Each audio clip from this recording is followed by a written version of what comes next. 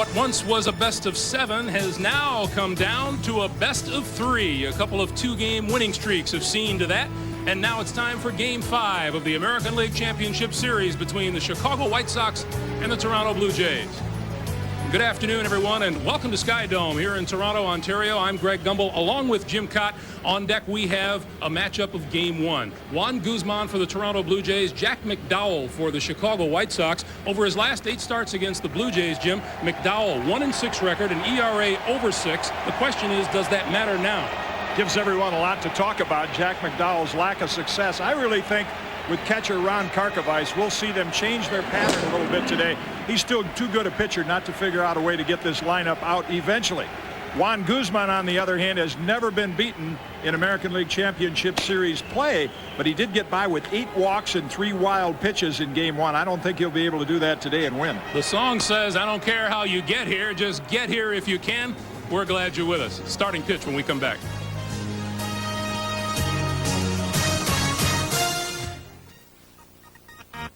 All of you with courage to go it alone, to put your future on the line and your name on the door. There's the corporate card from American Express. Use it for all your business expenses. We'll organize the pandemic. The charts. It's the right way for any company to get a handle on the process.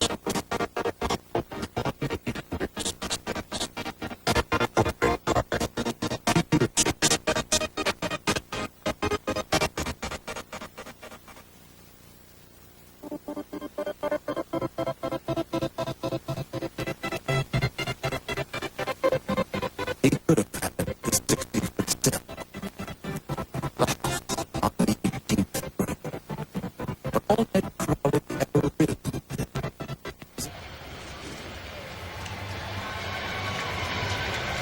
Back in Toronto, Greg Gumbel, Jim Cott. Here's the starting lineup. Onto the field now for Gene Lamont of the Chicago White Sox, who have won 2 straight here in Toronto. Tim Raines leading off. He's carrying a hot bat. He's playing left field. Joey Cora at second. Frank Thomas, long home run here last night at first. Robin Ventura hitting cleanup and playing third. Ellis Burks is in right field. Bo Jackson once again is the DH. Lance Johnson, a homer and a triple last night in center field. Ron Karkovice behind the plate, and Ozzie Guillen is the shortstop. Usually in the field, this alignment, you'll see it again in Game 5. Ricky Henderson, Devon White, and Joe Carter in the outfield. Around the infield, Ed Sprague plays third base. Tony Fernandez at shortstop. Roberto Alomar and John Olerud over on the right side of the diamond. Pat Borders does the catching. Juan Guzman looking for his 5th win in American League Championship Series play without a loss. And the key to Guzman, if you have not seen him before, is always, can he throw strikes consistently? If he does, one of the toughest pitchers in the American League to hit. The leadoff man is Tim Raines. And Timmy Raines has been wielding a hot stick indeed. 4 hits 2 nights ago. 3 more last night. 10 hits in the series in all, and he is 1 shy of the ALCS record, which is shared by several. Guzman versus Raines, Jays and the White Sox, Game 5 of the ALCS, and we're underway with a foul ball into the screen. Up until now, the battle of the leadoff men has been won by Tim Raines by a wide margin. And when you have 2 pitchers like McDowell and Guzman locking up, a leadoff single, a stolen base here or there can have a big effect on who wins this game.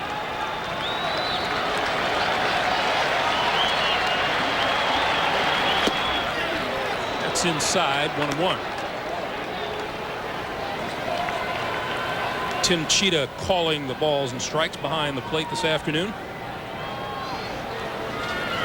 Ken Kaiser is at first, Jim Evans at second, Greg Kosk at third, John Shulock down the left field line, and Ted Hendry down the right field line.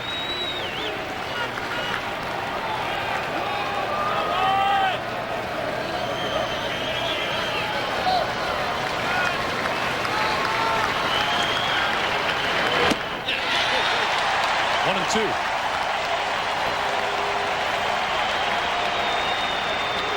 That's Terry Bevington coaching at third base for the White Sox. And over at first is Doug Manzolino. And there's the Chicago skipper, Gene Lamont, who admits he feels a lot better about this series than when he hit town.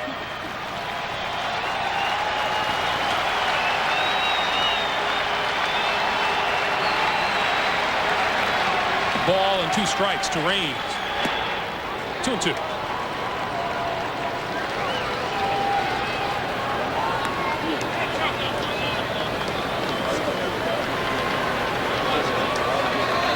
Guzman went 6 innings to pick up the Game 1 win. He allowed 5 hits, 2 earned runs, and threw 3 wild pitches. There's a swing and a miss, and Raines is out on strikes.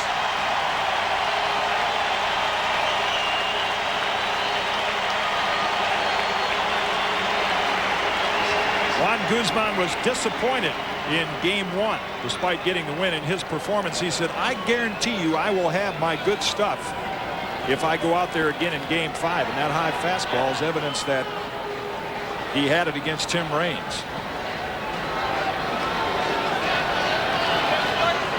Here's Joey Cora.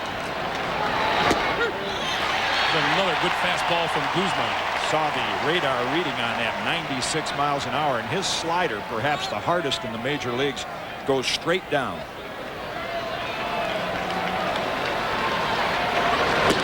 Strike 2.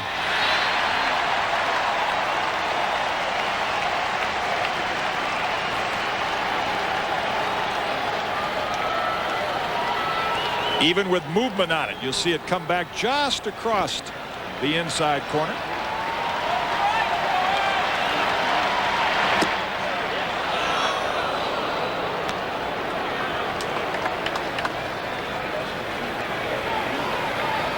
The big hurt will be next. Be a little power versus power when he steps into the batter's box. 1-2 to Cora. See a lot of that today. Pat Border getting down on both knees, blocking that hard slider.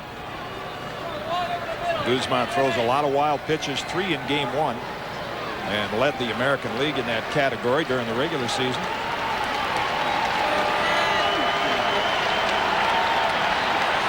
Toronto crowd into it early. 2-2 Cora. Up the middle. Alomar back of second. Turns, throws, got him. Good play, Rowdy Alomar.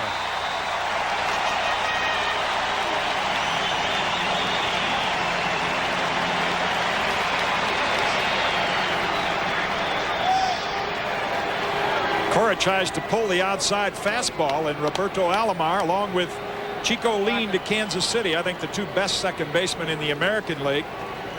The ability to make an accurate throw, even moving away from first base and off balance. Got him by a step. And here's Frank Thomas. Thomas last night, a couple of walks and a 443-foot home run. And Ellis Burks told me down by the batting cage before the game, they insist in the Chicago dugout that he didn't get all of it. Well, I believe he's capable of hitting it much farther than that. Big swing and a miss, 1-1. I think as a fan, you come to the ballpark, whether it's Cecil Fielder, even Bo Jackson, and years ago, a player like Dave Kingman, Mickey Mantle, guys like that, no matter what you're doing in the ballpark, you stop. You're going out for a box of popcorn, you stop in the aisle and say, whoop, I don't want to miss this at bat.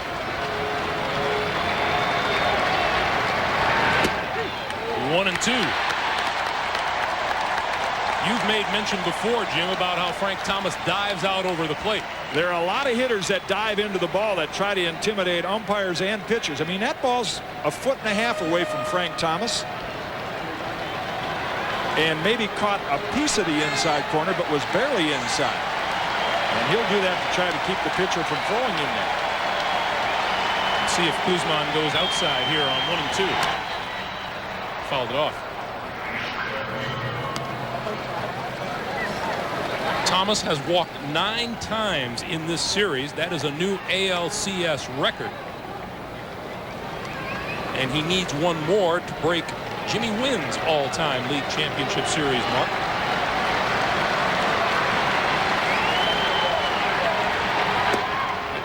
2-2.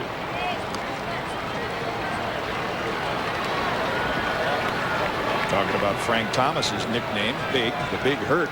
Jimmy Wynn was called the Toy Cannon, little guy with a lot of power. Home run hitter for the Astros and the Dodgers. Thomas held off and runs the count full now at 3-2. 19 times Frank Thomas has walked to the plate. He's reached base 14 times.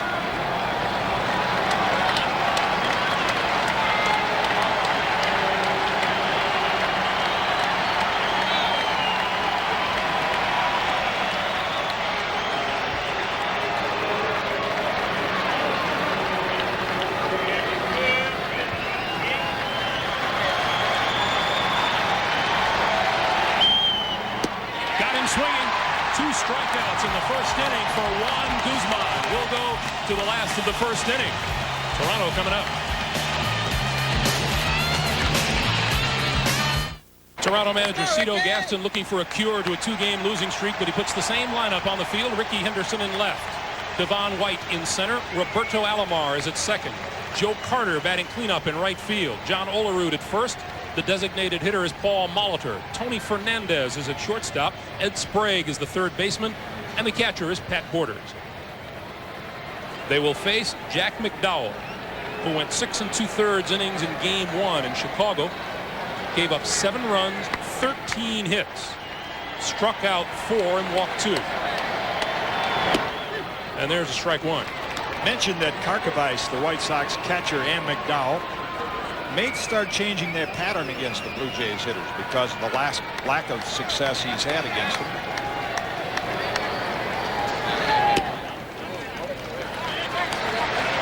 And I think one of the things you could look for, that was a curveball. McDowell is known as a guy who throws a lot of fastballs early in the count to get ahead, and then he'll try to polish you off with that good split finger. Fastball inside. 2-1. Talked about Ricky and his lack of production at the top of the order so far in the LCS. And Raines was a strikeout victim his first at bat. The leadoff hitter is very important in this game. 3-1. Even though Ricky only has 1 hit, he has scored 3 runs like Raines has. So if he gets on base by way of a walk, it could be just as effective.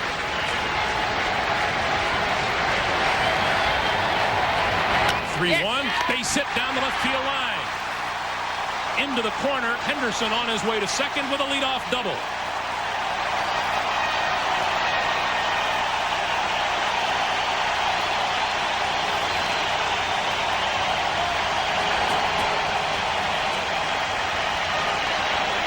Good news for Blue Jays fans and his teammates. Everyone waiting for Ricky Henderson to do what he can do and take over a series. By far the best ball he's hit. And you pointed out the other night, he has the green light, and he will steal third at any time. 15 steals of third during the regular season and 1 in the postseason so far. McDowell with a long look, and Devon White pulls it foul past first.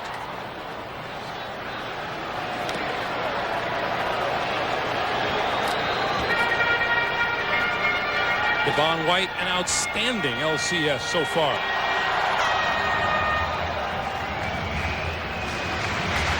As any good number 2 hitter would do, you could see how White made a conscious effort to try to just pull that ball to the right side. An early lead in this game with these 2 pitchers far more important than any other game.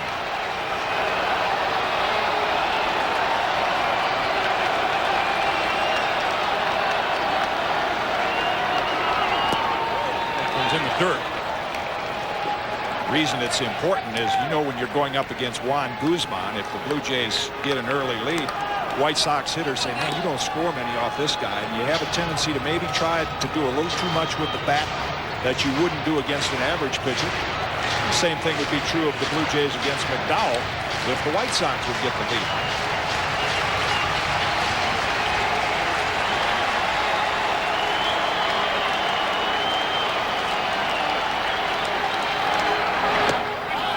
White went around, and the count is now a ball and 2 strikes. McDowell, over his last 8 starts against Toronto, including Game 1 in Chicago, allowed 71 hits in just over 53 innings, and he's given up the leadoff double to Henderson here in the first.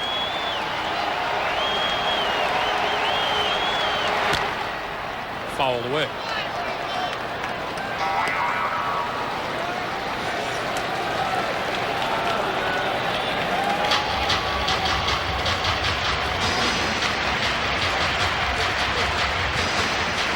White will be followed by Robbie Alomar and Joe Carter.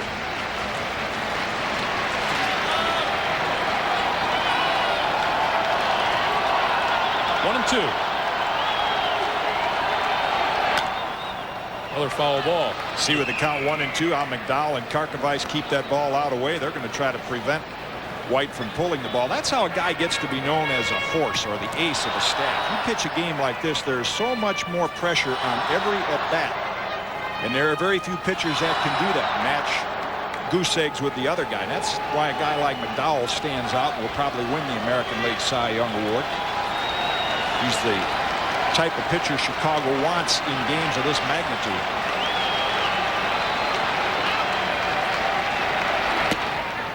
Just missed, and it's now 2-2.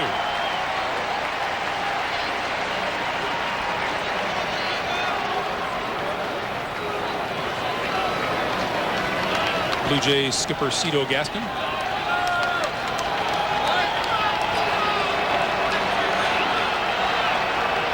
Here's the 2-2. Got him swinging. Karkovice with a nice stop down and in, and there's one out.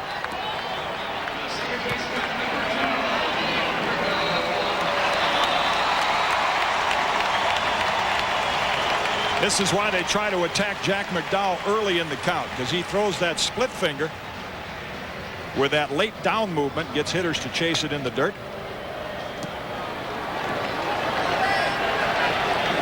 Here's Roberto Alomar. Came to life with a single and a double and a couple of RBIs last night. 3 out of 16 in the series. Henderson much more apt to try to steal third now. He gave Devon White an at-bat to try to get him over there, and since White struck out, now Ricky is more of a threat to try to steal third.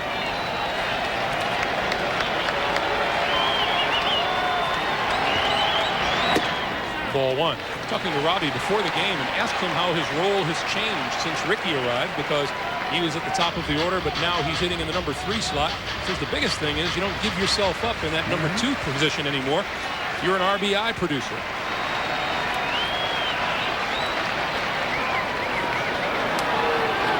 What Alomar said was he would like to spend a whole season hitting number 3. He says he'd really like to get 100 RBIs. You know, if there's any hitter in that lineup that can adjust from being a number 2 hitter and giving himself up to a run producer, it's Alomar. Ball 2. Day in the National Football League. Chicago Bears ending Philadelphia's unbeaten string. Perhaps the biggest story of the day, Miami losing quarterback Dan Marino to an Achilles injury.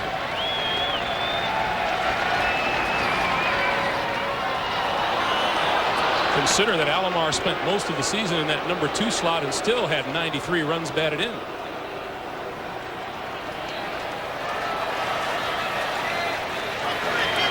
.2-0 pitch. Ball 3.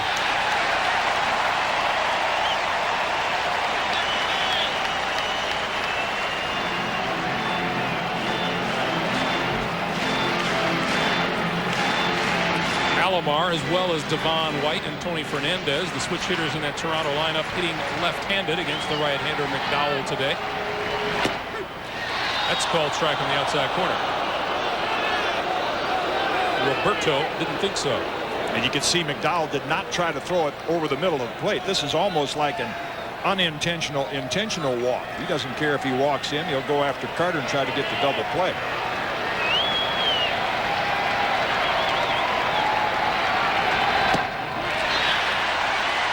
Alomar is on.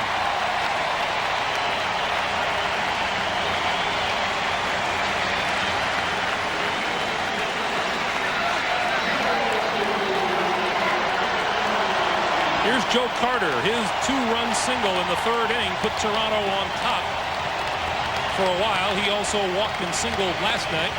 He is 5 out of 17 in the LCS.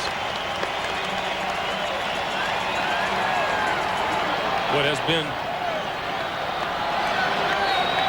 the thing that stands out about Joe Carter is his defensive play in this series so far. He's made a couple of outstanding catches in right field. 1st and 2nd, 1 out.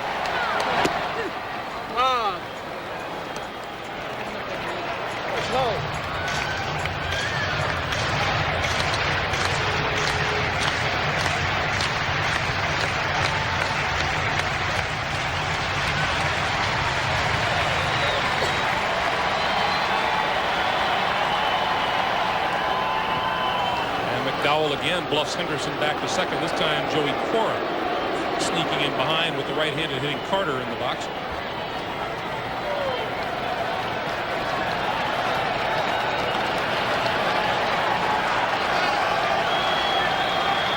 And they've got him picked up. McDowell threw it into center field. Henderson will score. Alomar stops at second. 1-0 Blue Jays.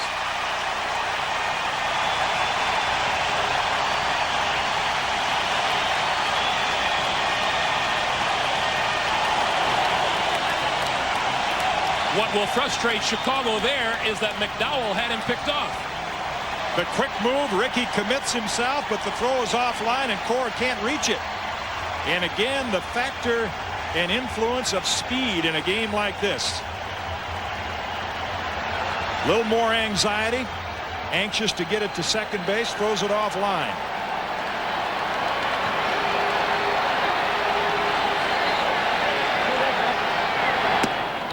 That's high. 1-1 now. The count to Carter. And Alomar as much of a threat to try to steal third as Henderson was. Alomar also swiping third 15 times during the regular season. Dave Stewart with an arm around Ricky and some words for him. High again, 2-1. Interesting bit of advice from his former teammate. Did you see the way Dave Stewart shrugged his shoulder? What he's done from the dugout is tell Ricky this is what McDowell does when he comes to the set position. He's trying to help him out and get a read on his pickoff move.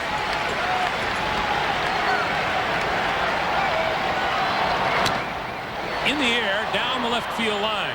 Raines in foul territory for the catch.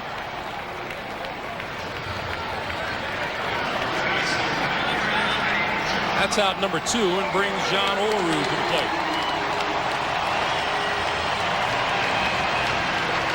That's where the use of video, talk about the instructional value to hitters and pitchers, but also players. While we're doing this game on television, they're able to watch different things and pick up movements that pitchers and hitters make.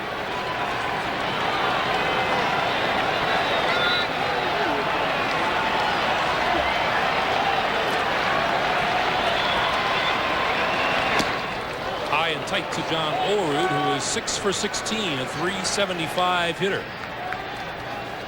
in the first 4 games of this series. Took an 0 for 4 collar last night. Did reach base when he was hit by a pitch.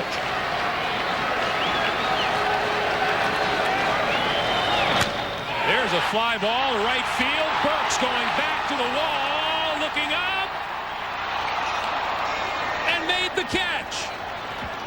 Ellis Burks with a terrific catch against the wall in right. A sigh of relief in the Chicago dugout. Another look at Ellis Burks on defense. Toronto gets 1. It's 1-0 Blue Jays after 1.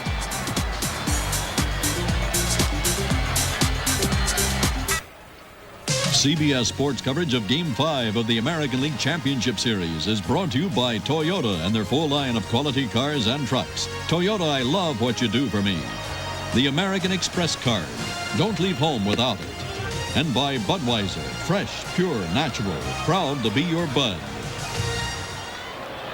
Underway here in the top of the 2nd inning, and ball 1 is the count now to Robin Ventura.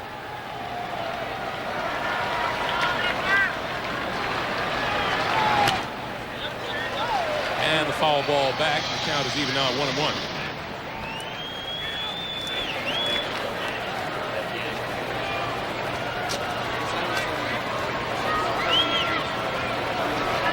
Ventura, a 2 for 5 night with an RBI last night, and 3 out of 13 in the series.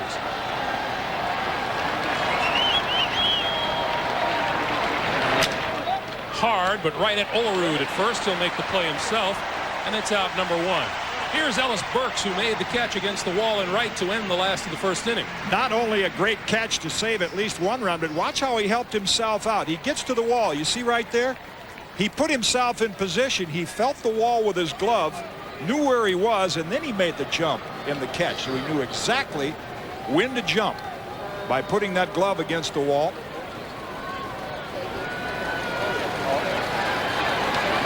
Right fielders have turned in some decent defensive plays in this series so far. Strike 1. Even though the White Sox have still made their share of errors, especially on the right side of the infield, one area that really improved was outfield defense, mainly because of Ellis Burks, adding him to the speed of Lance Johnson and Tim Raines. We've seen a couple of times in this series here in Toronto that outfielders had trouble with line drives, and Ellis says he definitely lost a couple of them in the lights for a moment last night. Yeah. 1-2.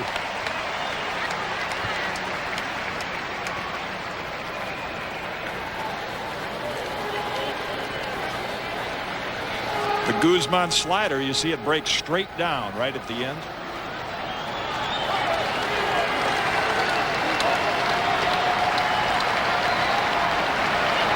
And there's another one. 3 strikeouts for Guzman. 5 straight retired. That's why when he gets ahead, hitters will say he's almost impossible to hit. Some fans would say, what's he doing swinging at that ball in the dirt? I'll guarantee you about 8 feet from home plate, it looked like it would be belt high or thigh high. And then the bottom falls out of it. Here's Bo Jackson. 3rd straight game he's been in the lineup. He is 0 for 6.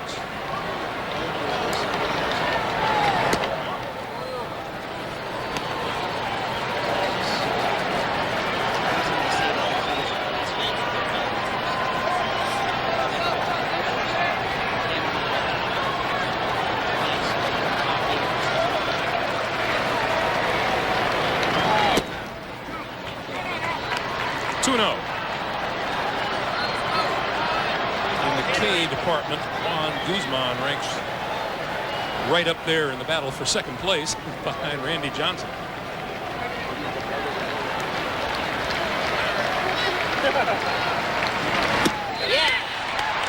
Cole late on that swing,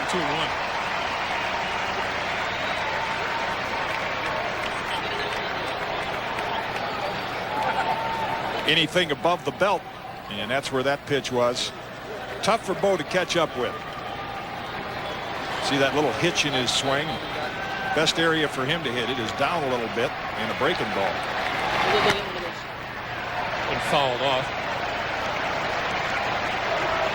5 hitters to the plate preceding Bo. 3 have gone down on strikes. That's as many as Guzman struck out in his Game 1 tour of duty.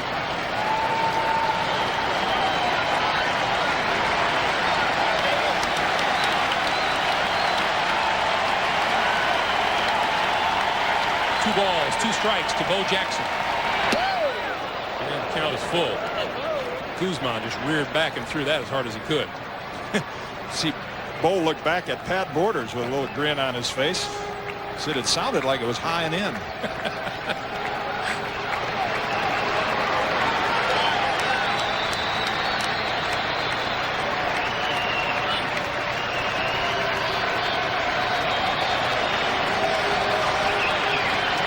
Full count to Bo. Fouled again.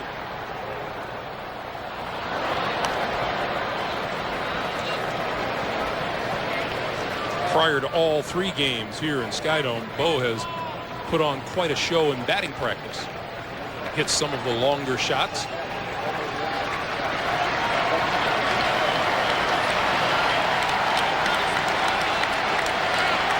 Another 3-2 pitch. Hit hard right at Alomar, who has plenty of time to throw him out for the second straight inning. The White Sox go in order. We'll go to the last of the second inning. 1-0 Blue Jays.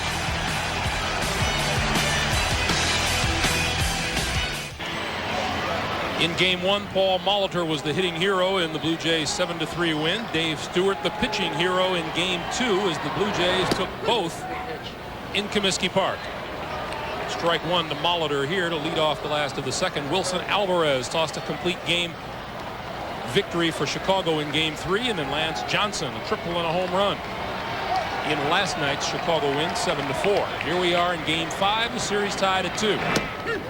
Strike two. McDowell finding the outside corner on both pitches to Paul Molitor.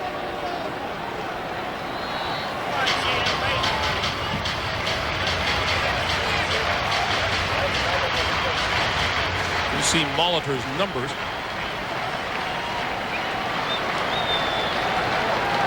The 2 pitches high and tight. Molitor had 4 hits in the opener, and he had 2 hits in game 2.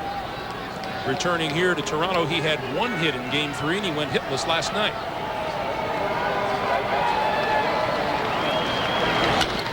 Down the line, base hit. Into the corner where Raines tracks it down, and Molitor with a leadoff double, the way Ricky Henderson led off the first inning.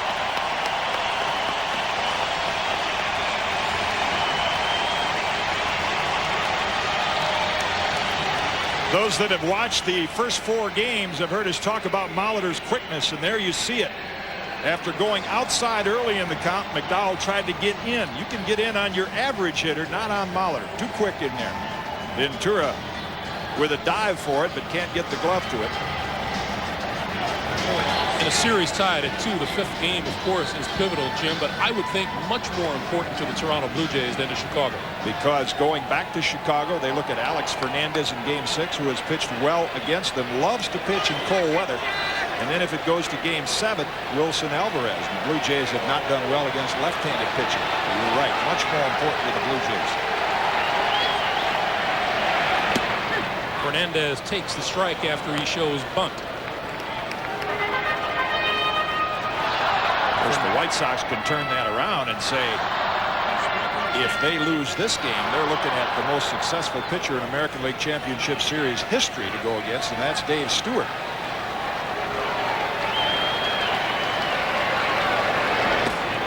That went in the dirt, and a good stop by Karkovice. Fernandez, a .306 hitter on the year, and a .333 hitter left-handed, as opposed to just over .250 from the right side of the plate.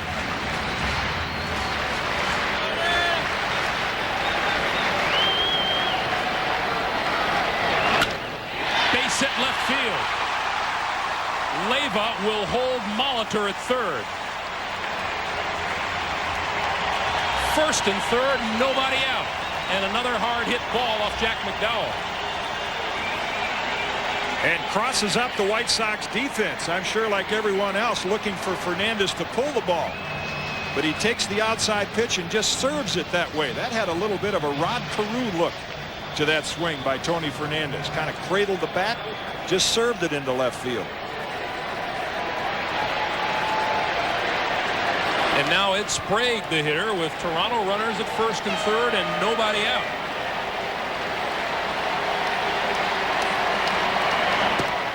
Ball 1.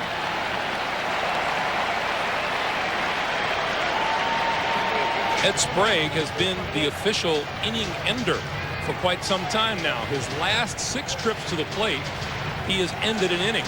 He started out this series 4 out of 5 in Chicago in game 1. He's gone 0 for 10 since. There goes the runner from first. Popped into right field. Here comes Burks. Molitor tags. Burks makes the diving catch in foul territory. Throw to the plate does not get Molitor, and it's 2-0 Toronto.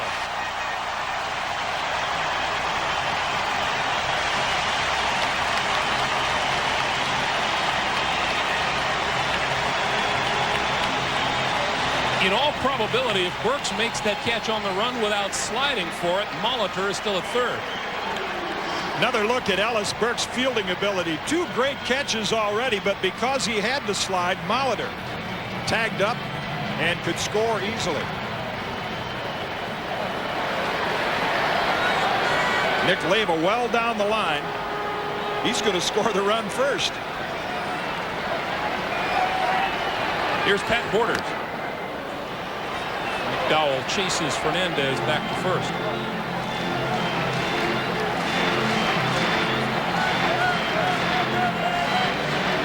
Borders a 188 hitter, 3 out of 16 in the series.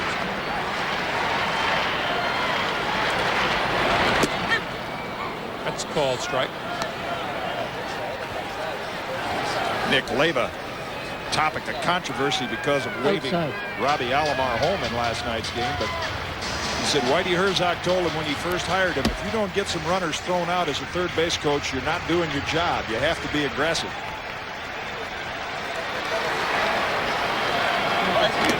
Foul ball. Last night, he waved Robbie Alomar around. Alomar was thrown out at the plate by Tim Raines. Raines, by his own admission, said, I have probably one of the worst throwing arms in the league. I just happened to get a good jump on that ball.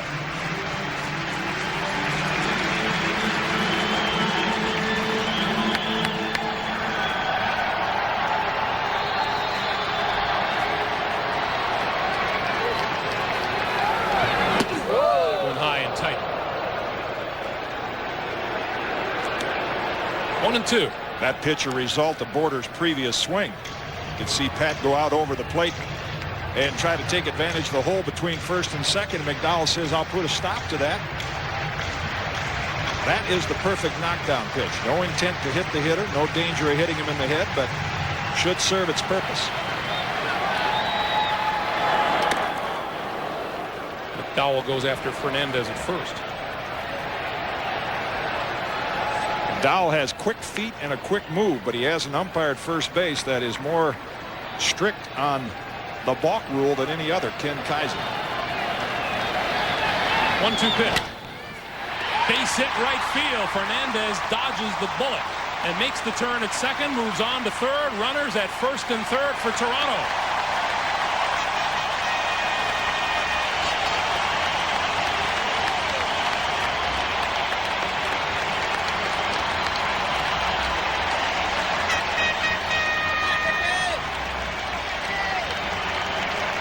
Very satisfying at bat for Pat Borders. After the knockdown pitch, he said, no, I'll still go out there and get that ball.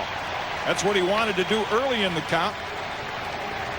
And when he gets back to the dugout, he'll get some high fives from his teammates, the hitters in the dugout. They love to see that when a pitcher pushes you off the plate and you go right back and dive toward that pitch on the outside corner and get a hit. Here's Ricky Henderson, who led off the first inning with a double. Was credited with a stolen base after he was picked off second and scored on the throwing error by McDowell into center field. There's a called strike.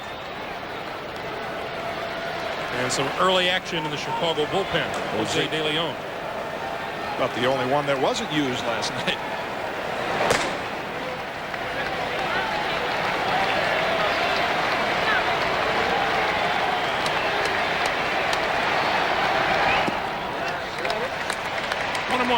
The White Sox bullpen, give them credit for putting their team in position to take the lead in this series. It was Belcher, McCaskill, Radinsky, and Hernandez that shut the Toronto Blue Jays down the last 2/3 of last night's game. And Gene Lamont really made mention of the exceptional work that Tim Belcher did in relief last night. 2-1.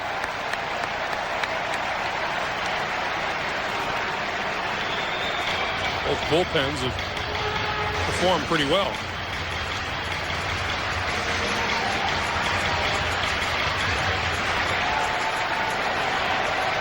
Tony Fernandez, the runner down at third. Back of second. Cora out. Making the call. Runner tags and will hold.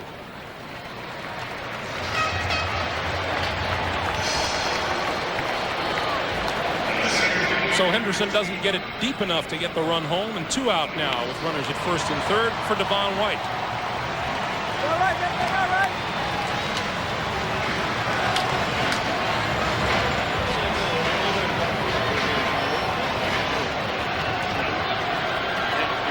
White was McDowell's only strikeout victim so far back in the first inning.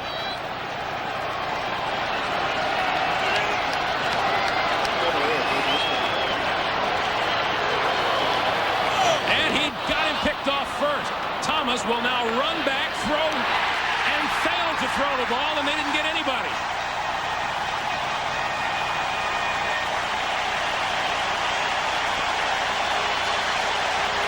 Well, the fake move to third worked. Fernandez was picked off at third, but scrambled back without a throw. Frank Thomas made an outstanding throw in Game 3, but after this pickoff move by McDowell, he doesn't want to throw the ball. See, he knows he has Fernandez, and the play right there is to throw it immediately, but he's a little hesitant to let go of that ball. And now White with a bunt. McDowell quickly off the mound and got him to retire the side. A little of everything in the second after 2. Toronto 2, Chicago nothing. From outside and above the Toronto skyline. Welcome back, everyone. Game 5 of the American League Championship Series. Blue Jays with single runs in the first and second have taken a 2-0 lead, and here is last night's hitting star for Chicago, Lance Johnson.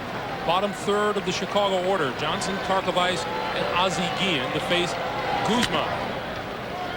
And Johnson pulls it foul. And even though facing Juan Guzman down 2-0 in the third, not easy to overcome, the White Sox have to feel very fortunate with a couple of great catches by Ellis Burks to only be down 2-0.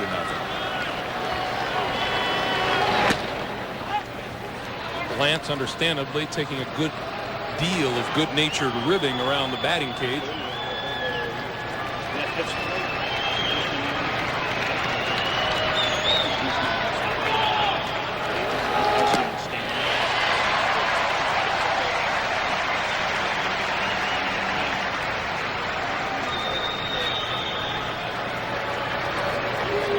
Frank Thomas, Jack McDowell. Well, the play we saw in the bottom of the second was something that many thought would be more of a factor in this series. Frank Thomas's ability to throw the ball and his hesitancy not to throw the ball. You see, after he catches the ball, he doesn't even have the ball in his bare hand yet. Doesn't even have it in throwing position. And I just don't think he wants to take a chance on throwing it away, and he ends up eating the ball.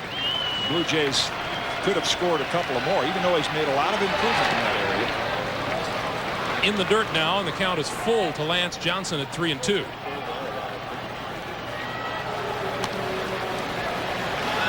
Guzman has faced the minimum in the first 2 innings. 11 Toronto hitters have gone to the plate in the first 2.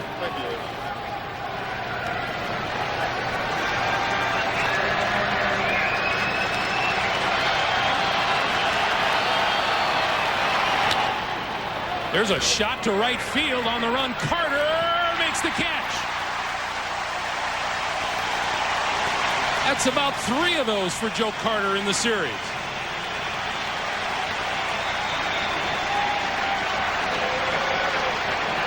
And pitchers love to see it. Outfielders that'll play shallow enough to take those little bloop singles away, and yet can go back on a ball with plenty of room and reach up, catch it in stride. And they have been almost identical catches by Carter in right field. Here's Ron Karkovice.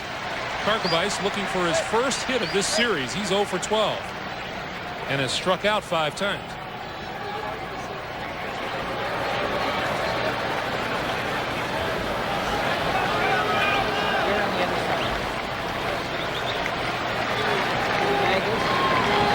That's high, 1-1.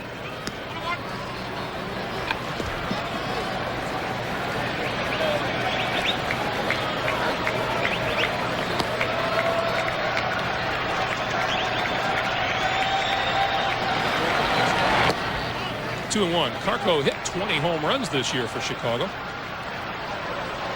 Drove in 54 runs in addition to the outstanding defensive job he does back at the plate, which is the #1 priority for Chicago. Fouled back. Another packed house here at Skydome for Game 5. And the home crowd enjoying Toronto's 2-0 lead at this stage. We're at the top of the third inning. Craig Gumbel, Jim Cott. Ricky Henderson scoring on the throwing error by McDowell in the first. Molitor on the fly by Sprague in the second. That's down, and that's in the dirt. Talking about Karkovice's home run power during the season. And then you see a lot of number 4 and 5 starters, middle relievers. One of the reasons having a tough time getting a hit in this series is facing Juan Guzman and Dave Stewart, 2 tough right-handed pitchers. Full count pitch, went down swinging 6th time. Karkovice has struck out in the series, and the 4th of the day for Guzman. Here it is, hit it if you can. Right down the middle of the plate. At about 95 miles an hour with a little movement on it. And here's Ozzie.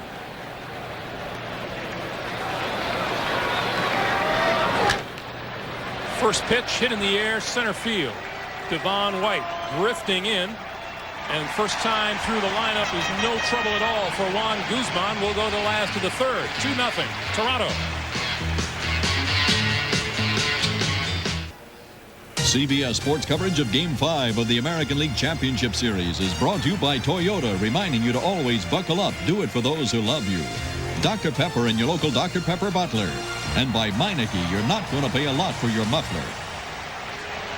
Welcome back, everyone. We remind you that Game 4 of the National League Championship Series comes your way tonight here on CBS, 8 o'clock Eastern Time. Danny Jackson for Philadelphia, John Smoltz for the Atlanta Braves, and the 3, 4, and 5 hitters for the Blue Jays. Alomar, Carter, and Olerud to face McDowell here in the third.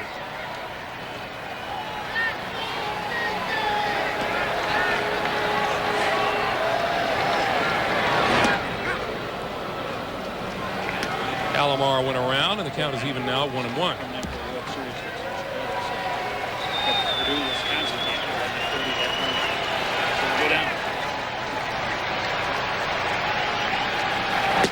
That's inside. About time, too, I think, for Jack McDowell to prove to himself as well as his teammates that he can hold his team in check today.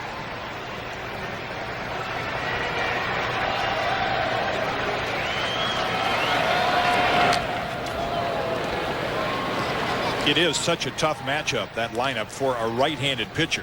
They won more games against right-handed pitchers this year than any other team in the American League. And Alvarez's performance the other night showed you what a left-hander can do with him. 2 balls, 2 strikes to Alomar. Breaking ball stays away, and the count's full. McDowell has had problems with the leadoff hitters in each of the first 2 innings. Henderson doubled to lead off the first. Molitor a 2-base hit to lead the second. And the leadoff hitter is on here in the third with a base on balls, the second of the day for Robbie Alomar. And a threat to steal at first. In 21 postseason games, Robbie Alomar is perfect in the stolen base department. He is 10 out of 10.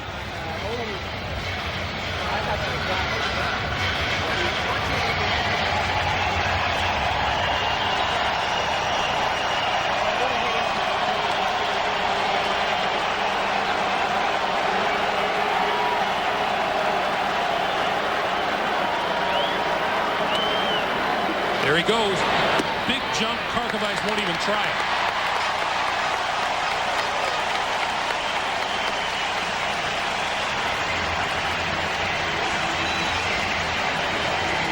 It's the advantage of having Joe Carter in the batter's box. Alomar takes off as soon as McDowell lifts his leg. But see, McDowell doesn't want to challenge Carter with a fastball in the first pitch, so he got a breaking pitch to steal on. Much easier. No guarantee to stay at second either. Swing and a miss. 1-1.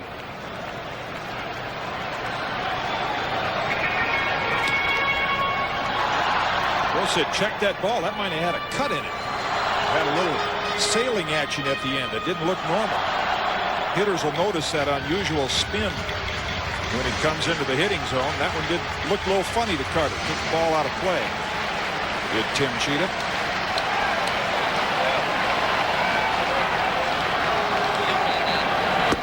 That's inside.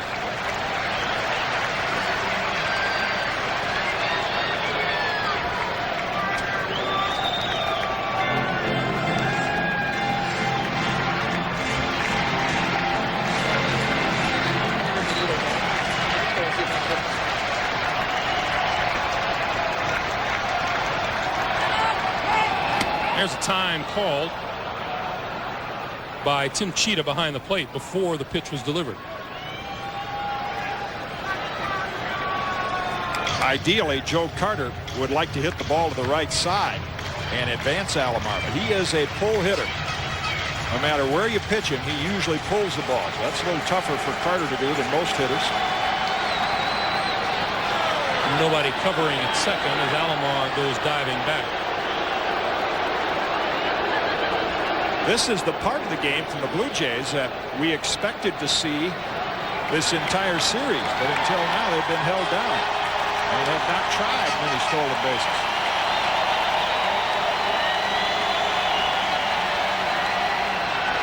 The graphic that you saw, 3 stolen bases for Toronto today, a little deceptive because in 2 of the cases runners were picked off.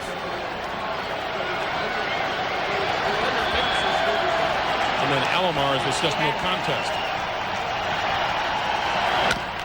Over the middle, Cora back of second. His only play is to first as Alomar moves to third.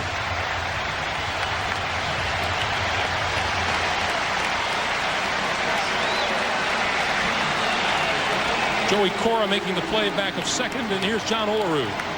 For Joe Carter, you see the congratulations. That's hitting the ball to the right side for a pull hitter, and he's going to applaud himself. That's all he wanted to do, get the ball on the ground somewhere where Alomar could advance. A productive out.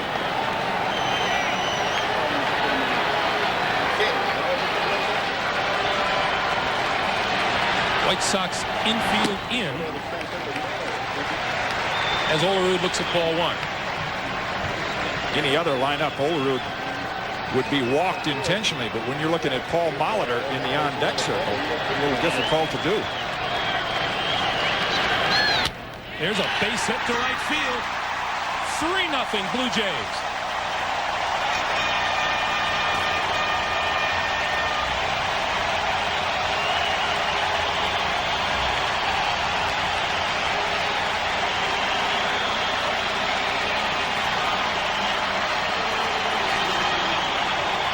Quiet swing of John Olerud, even down and away. Remember David Cohn in his scouting report said John Olerud could handle breaking balls down and away. And he showed you on that swing. 3 runs, big margin to give Juan Guzman to work with. Molitor led off the second inning with a double, moved to third on a Tony Fernandez hit, and scored on the foul fly by Ed Sprague.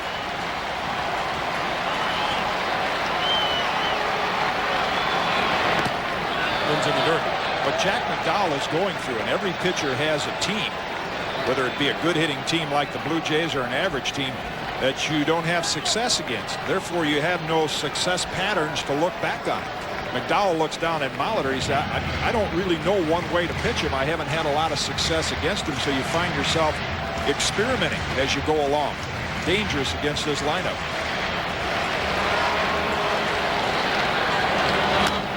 Fouled away. McDowell hasn't had a lot of success against this team.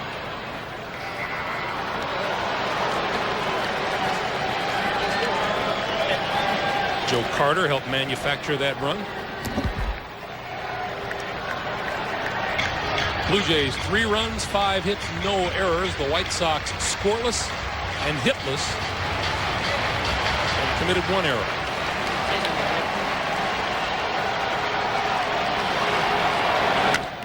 Hit high down the left field line and foul.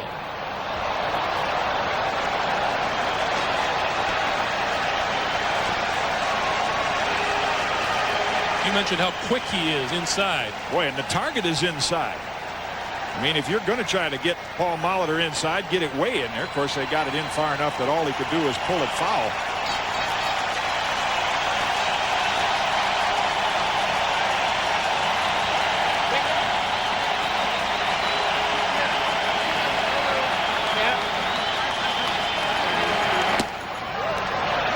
Two. De Leon continues to work in the Chicago bullpen.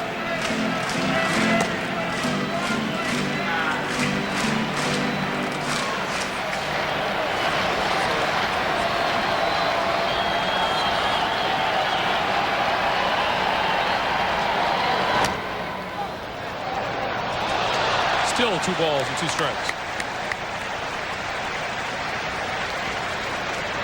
White Sox have Raines in left, Johnson in center, Burks in right.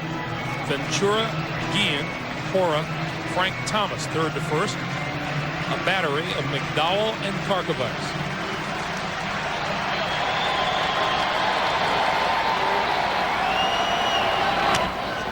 Molitor again fouls it back. Blue Jays starting to look like the team that they have been the last several years and built that reputation. They get out in front of the pack, and they're almost like a racehorse that's leading the pack, and then as soon as another horse gets close enough, it looks him in the eye, boom, there they go again. They've done it during the regular season, and the early part of this game looks more like that type of Toronto team.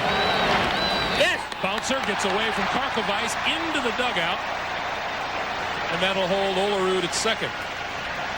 That'll be a wild pitch charged to McDowell.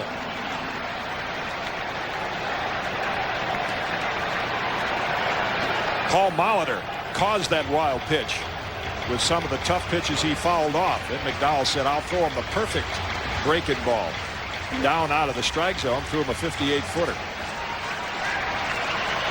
And it's now a full count to Molitor. That's ball 4.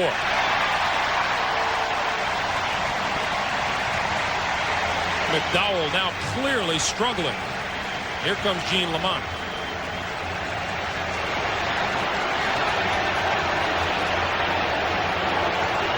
Has gone with his ace as long as he can, but it's obvious that this lineup has given Jack McDowell, despite the great year he had, a lot of trouble. New pitcher coming in will return to Toronto after this word from your local station.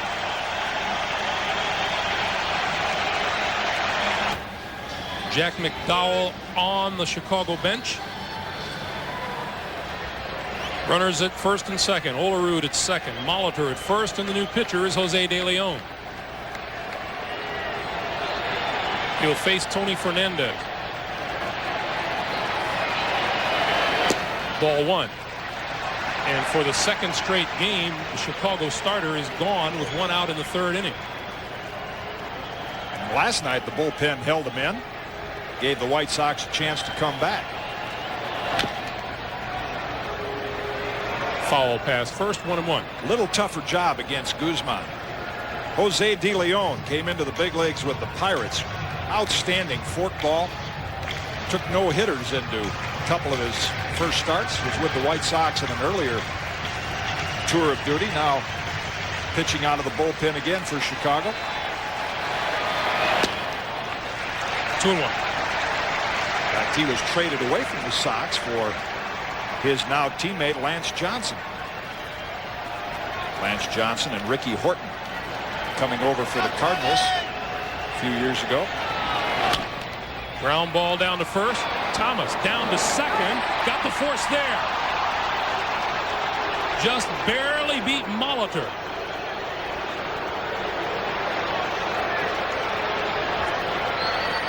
And Fernandez is on the fielder's choice.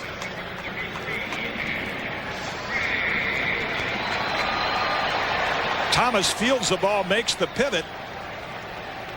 And then as you watch Guillen, he slides across to the inside of the bag. That's a tough play for Ozzie Guillen because he's looking right at Paul Molitor.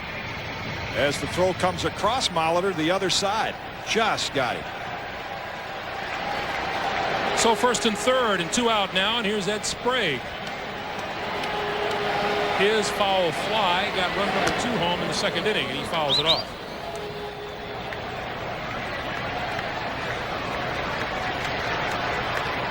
been another one of those weird innings. Robbie Alomar walked, stole second, moved to third on Joe Carter's bounce out.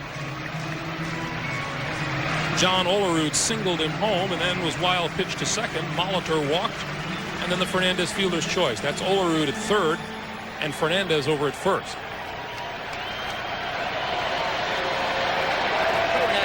0-1, the count to Sprague. 0-2.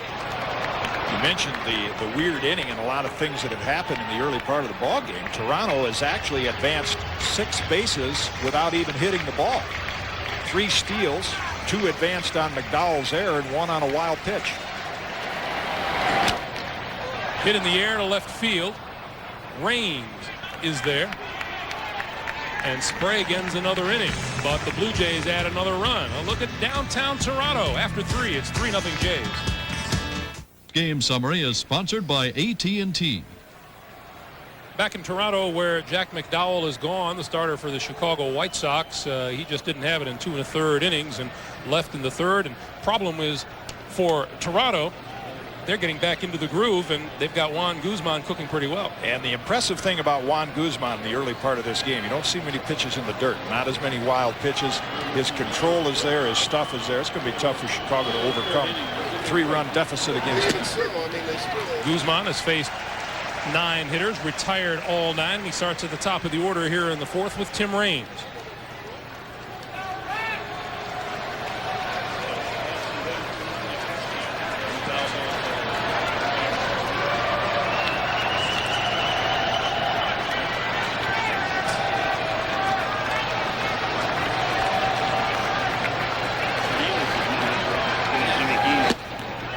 One and one.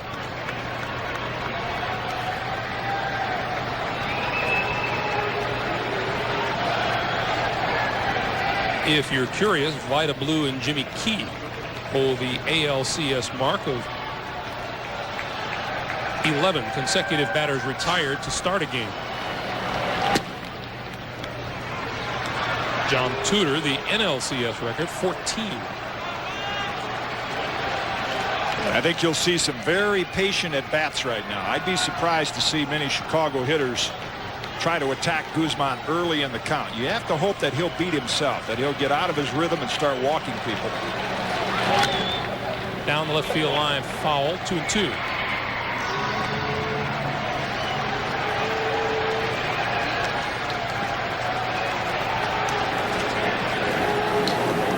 There's Frank Thomas, who will hit 3rd in this inning.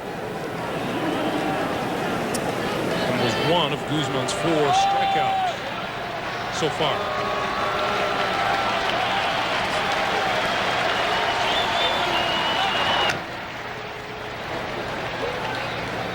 Up the 3rd base line. First base, rather. 2-2.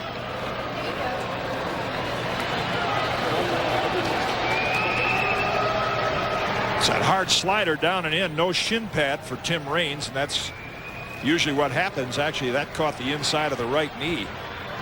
But with so many pitchers throwing the split finger or the forkball, anything that has that down action, that's why you see so many left-hand hitters wearing that shin guard, because that pitch comes down and in, you catch the top half of it, that's where it's going to go, off the knee, the foot, or the shin.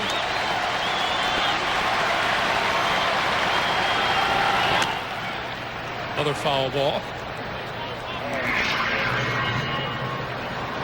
Raines at least getting a piece of the pitch his first trip to the plate. Well, that would nothing but air. That would be plan B for White Sox hitters.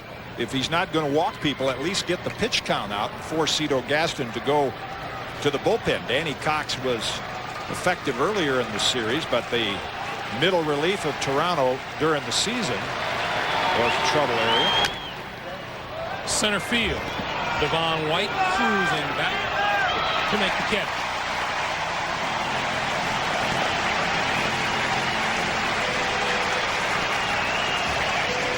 One gone, and it'll bring Joey Cora to the plate. We have detected from time to time Joey Cora fiddling with the dirt out around second base on defense, and I asked Joey about it. He didn't want to talk about it. It's one of those superstitions he just doesn't want to share with anyone.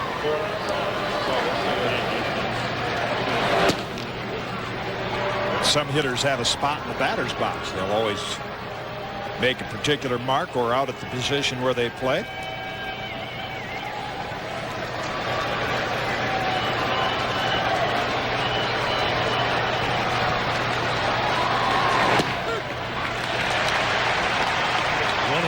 Guzman continues to throw with terrific velocity.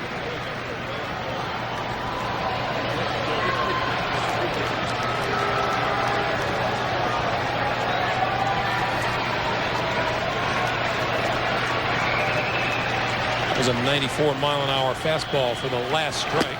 There's another strike. 1-2.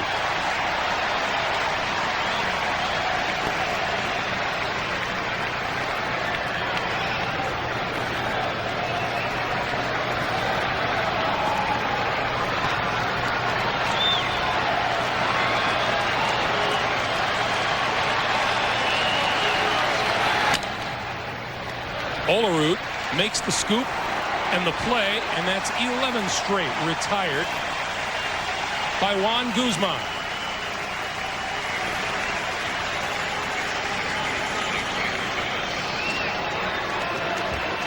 You see Guzman straight over the top,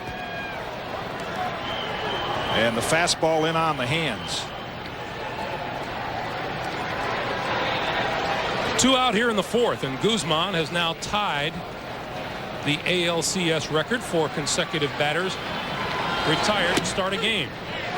Called strike 1 to Frank Thomas. Pat Borders did a pretty good job of snatching that one back toward the strike zone.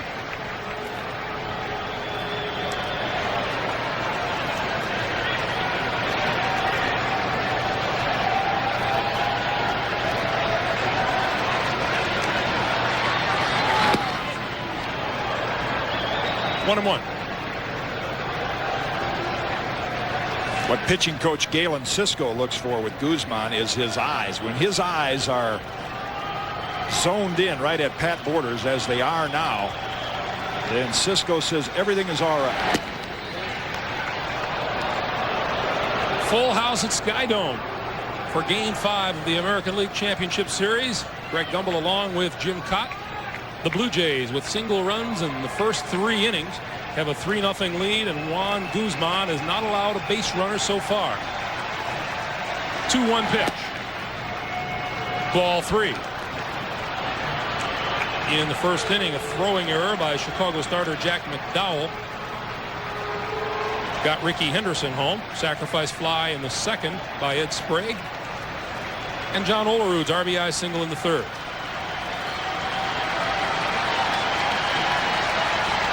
3-1 to Frank Thomas. High in the air, straightaway center field. Devon White has room. Guzman has the new ALCS mark with 12 straight retired at the start of a game. Last of the 4th coming up. 3-0 Jays.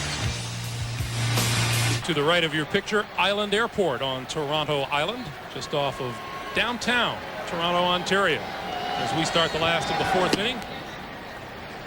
And Pat Borders looks at ball 1 on Guzman. 12 straight, and is 2 shy of John Tudor's ALCS record.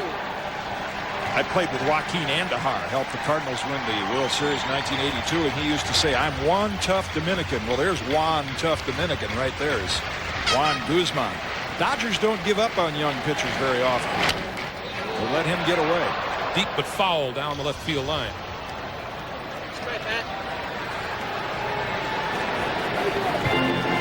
Guzman allowed 14 base runners in 6 innings of work.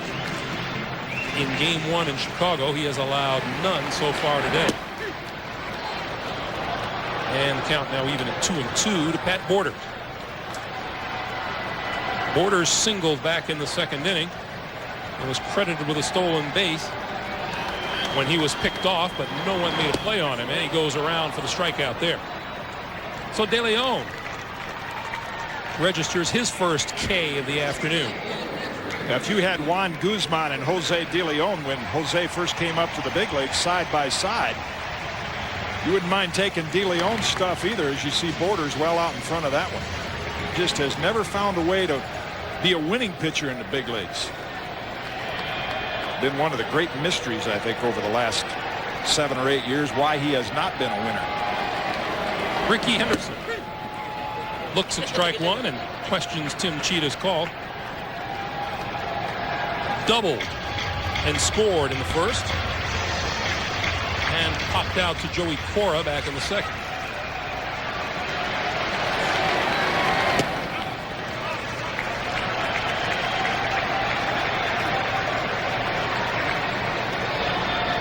The Ricky Henderson we have seen in this LCS, not the postseason Ricky we are used to.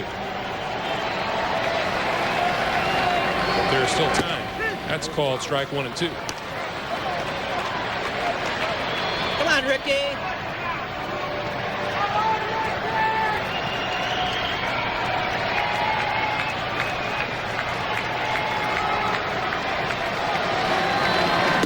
De Leon gets him with a breaking ball, looking. Second straight strikeout.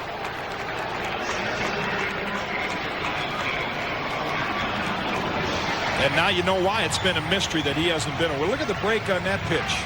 Good down action. He's got an outstanding fork ball, movement on the fastball. Had very few winning seasons in the big leagues. Here's Devon White. Devo 0 for 2 as he stands in today. Another breaking ball. That one misses. 1-0.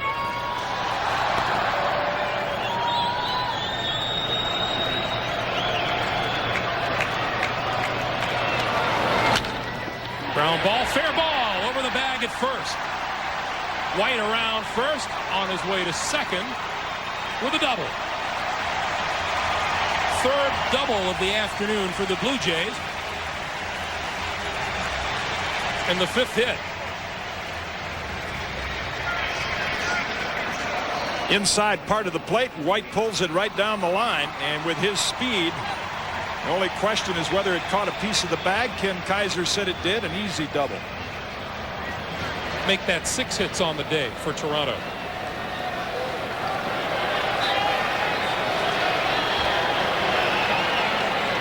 And here's Alomar. Up the middle. Base hit center field. White around third. 4-0 Blue Jays.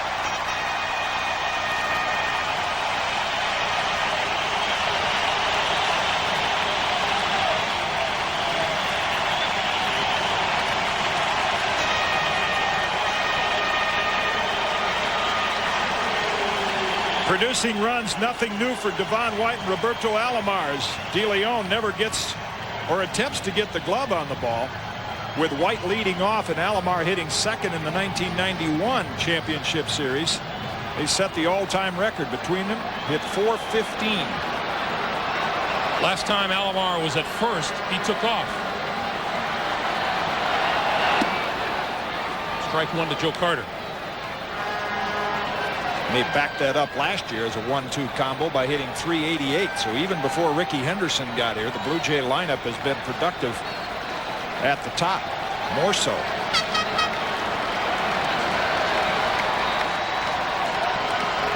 Toronto philosophy today has been 1 run an inning,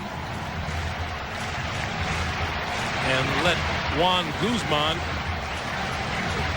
shut him down in order. It's about the only way to hope you beat the Chicago White Sox, the best and the deepest pitching staff in the American League. And you don't have many big innings against a staff like that. Toronto found it out in last night's game. There goes Alomar. Breaking ball, no contest again, and he takes it standing up. Caught De Leon without even giving him a look. I mean, Jose is holding that ball. Watch how Alomar just takes off before he even begins his motion. No chance for Ron Karkovice. Alomar goes in standing up.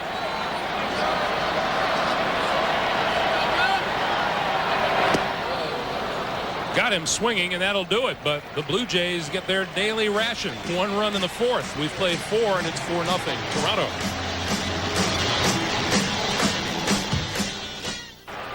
A beautiful look at Toronto as we tell you this copyrighted telecast is presented by authority of Major League Baseball and may not be reproduced or retransmitted in any form without the express written consent of Major League Baseball.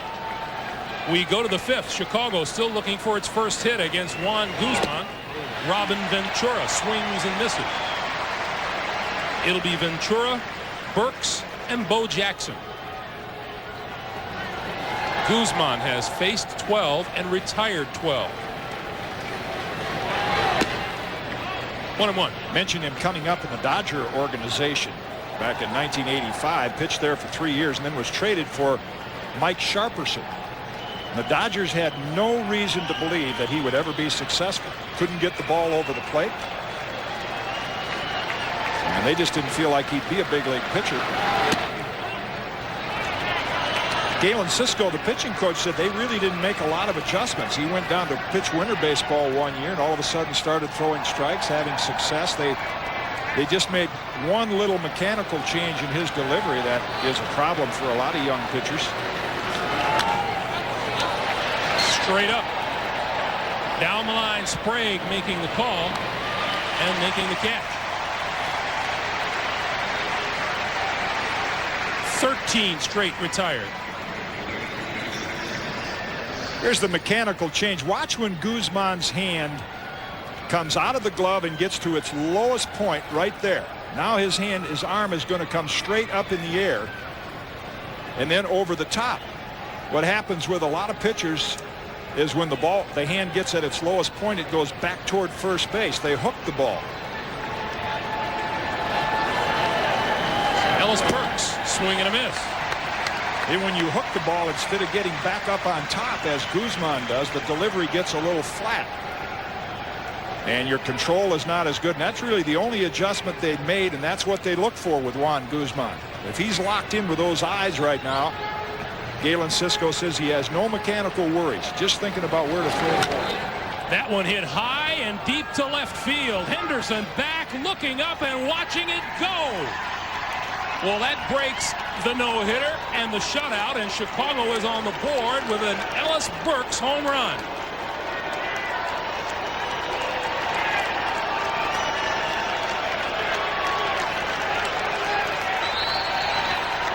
That is Burks' first postseason home run, and it breaks the spell. 17 home runs during the regular season, so that tells you if you make contact with that 95-mile-an-hour fastball, square contact, it'll go a long ways. Belt high, center of the zone, and Burks took advantage of it. So with one out here in the fifth inning, the White Sox come alive on the Burks home run, and it's 4-1. Here's Bo Jackson. Whoa. Bo has done a lot of that in his 3 games.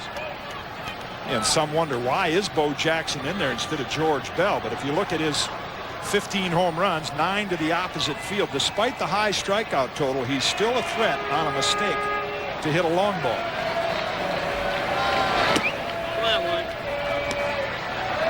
Come on, 1-1.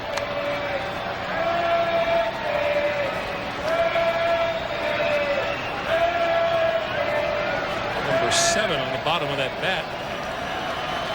Belong to Steve Sachs on the bench. Yes. Hitters pick up bats around the batting cage. One feels comfortable. They say, let me try that. They hit a few balls in batting practice and say, hey, is that your gamer? Let me use that during the game. So that happens quite often where a player will be using one of his teammates' bats. 1-2.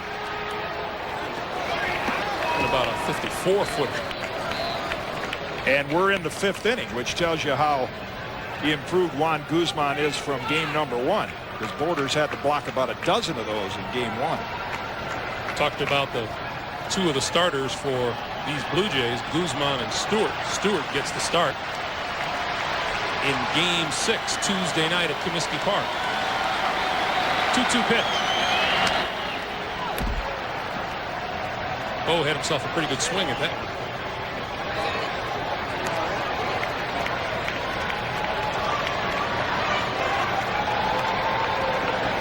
Guzman retired 13 straight before Ellis Burks homered with 1 out here in the 5th inning.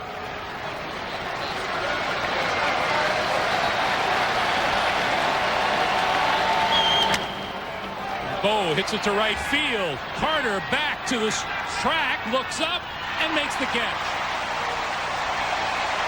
There's the power to right field you were just talking about out of Bo Jackson.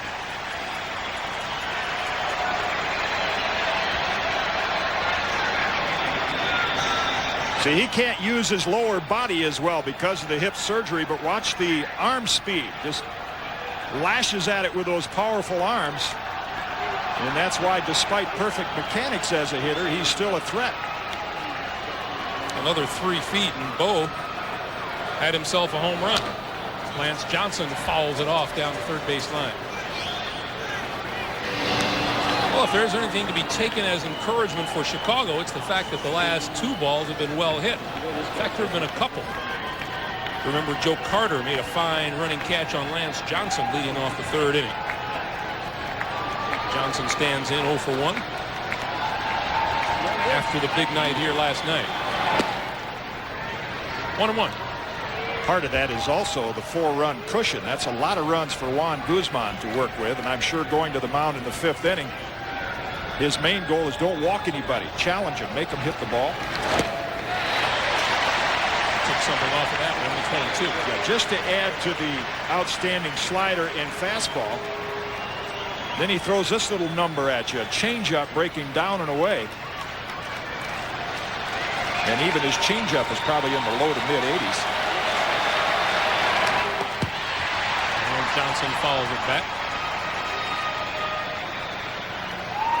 There's Ellis Burks in the Chicago dugout.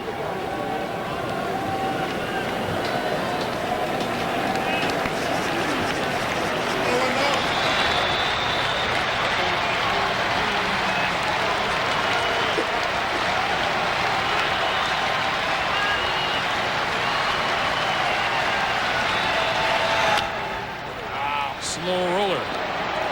Alomar to first. But the White Sox are on the board with the Ellis Burks home run. We'll go to the last of the 5th inning. The Blue Jays lead is cut to 4-1.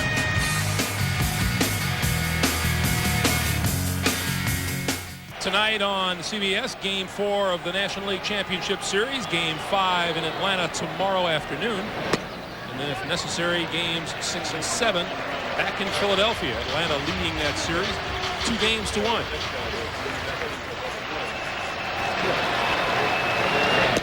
Olerud takes the curveball, 1-1.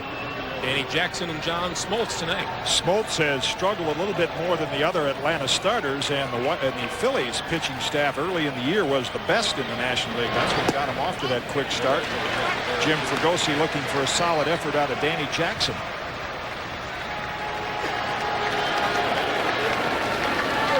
Jose De Leon on the mound for Chicago.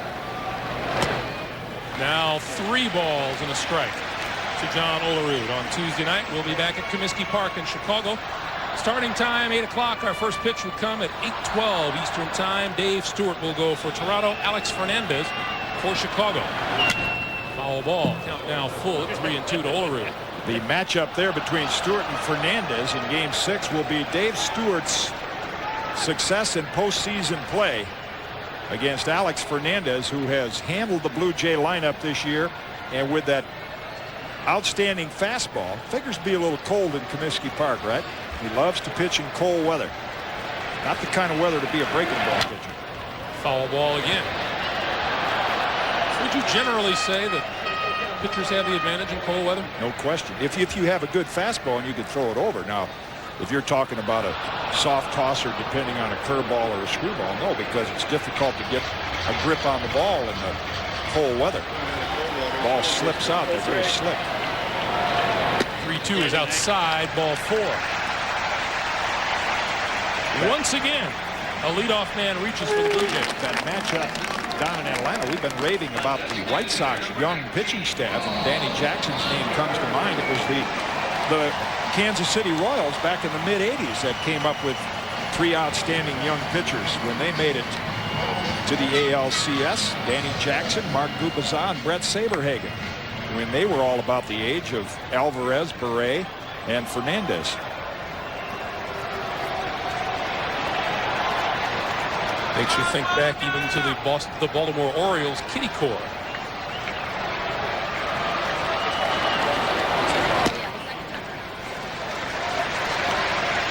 Steve Barber, Jerry Walker, Chuck Estrada, Milt Pappas. And then after that came the second version of the kitty core.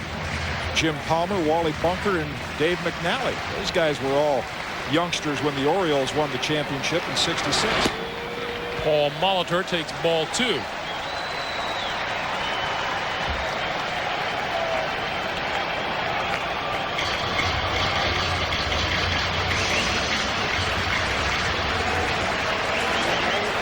Lamont looking for a pitcher who can hold the fort against these Blue Jays. Hit in the air, left field. Raines back to the warning track and makes the catch. So Molitor retired for the first time today. Another look at that classic swing with the quiet hands, and another just missed. Got under it just a little bit.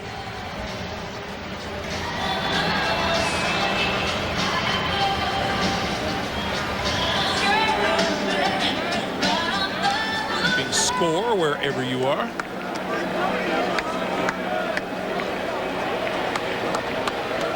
Did you do that as a kid?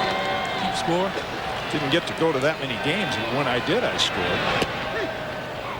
I remember keeping score, even sitting at home watching a game on television. Sure, when you played dice baseball, your own little games, you had your scorebook, kept track of them. Stratomatic baseball. 0-1. 1-1 now to Fernandez. Ellis Burks' home run in the 5th inning. The only hit of the game so far for Chicago.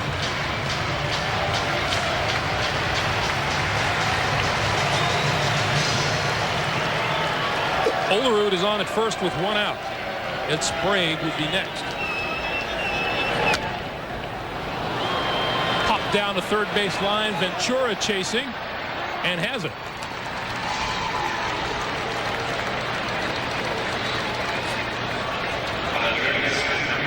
So Fernandez out, and that'll bring up Ed Sprague with a chance to end another inning. You know, if the Blue Jays go on and win again like they did last year, then there's always plenty of humor. There's clubhouse humor anyway that can be a little cold, but guys that continue to do what Sprague has done, eventually your nickname's going to be Rally Killer. Hey, Rally Killer, how you doing today? You ended 3 innings last night, right? Sprague had ended 6 straight. Come on, Eddie, let's go. Or had ended an inning in 6 straight at bats coming into today's game, and then ended the 3rd inning with a fly to left. He did not, however, end the 2nd. Come on, 3-3, let's go.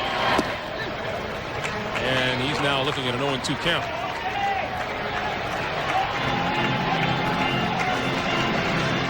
They'll start kidding Eddie about to walk through the clubhouse and say, well, it must be over. Ed's here.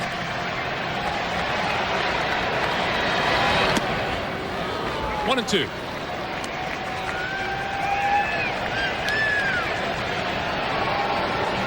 With their single runs in the first 4 innings, the Blue Jays are the first team to score in each of the first 4 innings of an American League Championship Series game.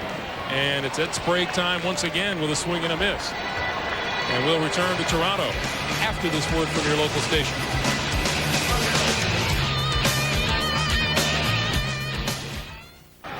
Privileged to have another scenic look from outside Sky Dome as we go to the top of the 6th inning. Toronto leading Chicago by a score of 4-1. And Ron Karkovice leading off. Here in the 6th inning, looks at ball 1. He was a strikeout victim back in the 3rd inning.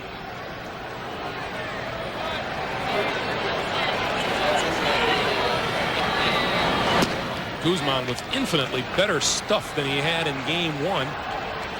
When he walked 8, he hasn't walked a man today. That's the first time he ever started game 1 in a championship series. He's been a number 2 starter. That's why there was some question at the start of this series whether Cito Gaston would go as Stewart in game 1, the more experienced pitcher, and he had success. Guzman had the better year, but you could tell the anxieties, the jitters of game 1 were there. Not today. Karkovice fouls that off the mask of Pat Borders.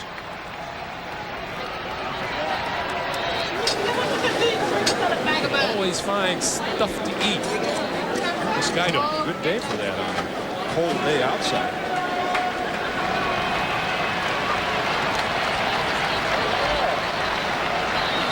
Two to Karkovic. Right side, Olerud out, Alomar out. Alomar calls, and that's one out. Karkovic now 0 for 14 in this league championship series.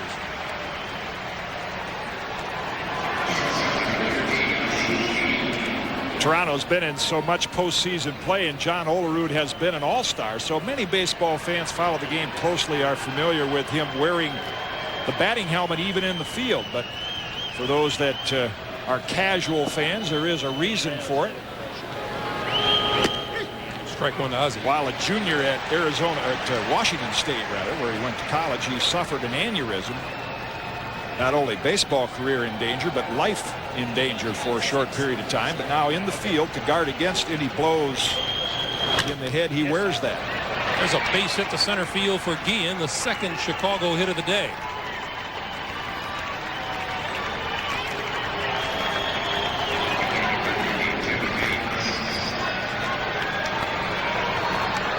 Up in the strike zone again. And Guillen takes advantage of it, back up the middle.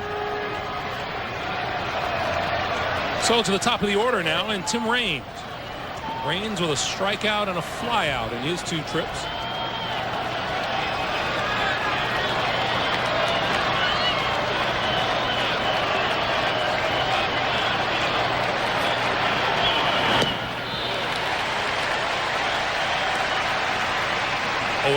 First pitch swinging, surprising by Tim Raines. You figure if the White Sox have a chance to get back in this game, the object is to get a couple of base runners for Frank Thomas, who would bat after Joey Cora. So Raines or Cora would be looking for base on balls, or maybe even drop down a bunt.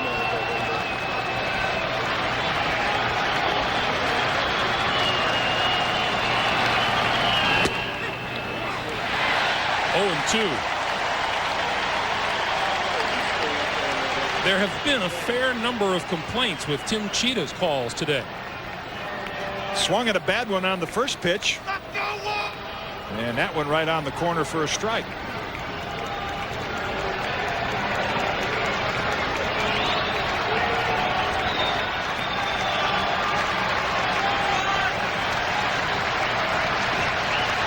Raines will have to look to be defensive now at 0-2.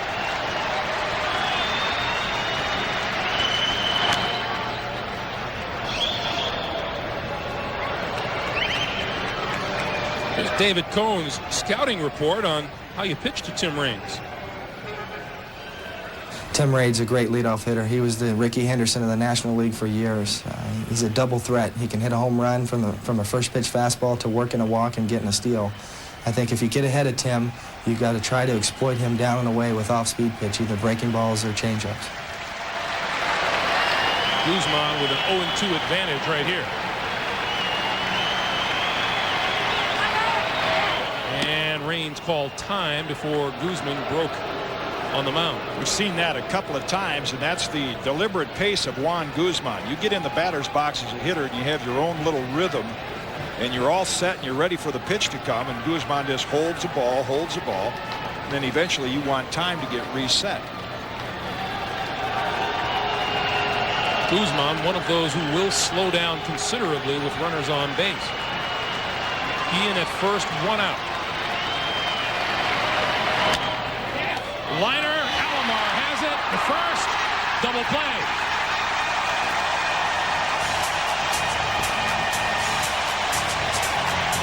The base runner erased. The liner to second, the flip to first, and we'll go to the last of the 6th inning. Toronto leading at 4-1.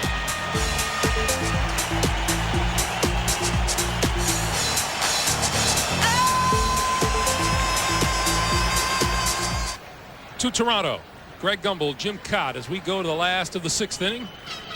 Jose De Leon goes back to work on the mound for Chicago, and that's inside ball 1 to Pat Borders. It'll be Borders, Henderson, and Devon White.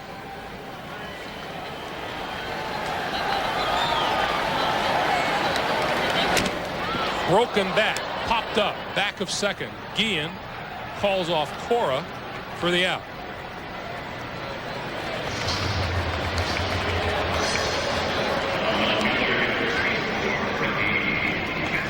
Again, the stuff of Jose De Leon. You see the movement on this pitch. Get in on Borders. Actually hit that on the end of the bat. Hard to believe watching De Leon pitch that you're looking at a pitcher that is over about 50 games under 500 in his career. You would guess that he would have been a 20-game winner somewhere down the line. Lost 19 one year. Short center field. Here comes Lance Johnson. He'll have to play it on the bounce, and Henderson is on first. Second hit of the day for Ricky.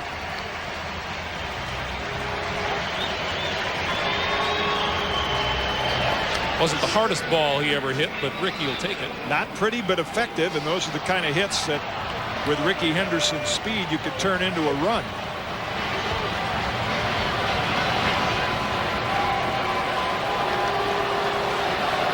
And the Blue Jays today have made it a habit of stealing on the White Sox pitchers. Ron Karkovice has had no chance whatsoever. And De Leon is rather easy to steal on, and the Blue Jays have been quiet against him. One run in the fourth, but it's that time, despite Guzman's effective pitching, they need to try to tack on a run. Officially, Toronto has 4 stolen bases on the day. Henderson was picked off of second, was given credit for going third and scored on throwing error by Jack McDowell. Borders was picked off in the second and was given credit for a stolen base when Frank Thomas didn't make a play anywhere. There he goes. Karkovice up throwing. Got him. There's Ron Karkovice at work when he gets the chance.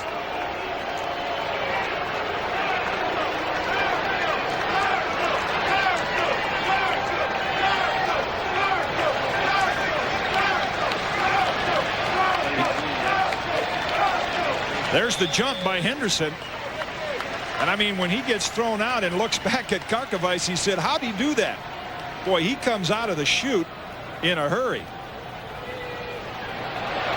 Jose De Leon used the slide step on him, and that helped Karkovice. Boy, you can't make a more accurate throw than that. Henderson literally tagged himself out by sliding into the tag. Here's Devon White. White, base hit right field. And the importance of the play at second base just a moment ago. Second hit for Devon White, and the 9th for the Blue Jays.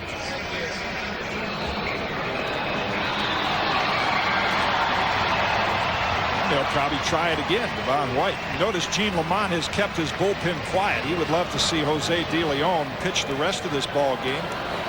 Keep it a 4-1 game and give his hitters a chance to get back in it. Keep the bullpen fresh for game 6.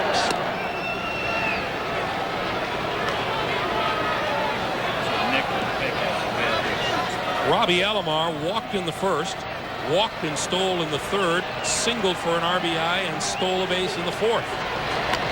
And tries to lay one down, and it's foul.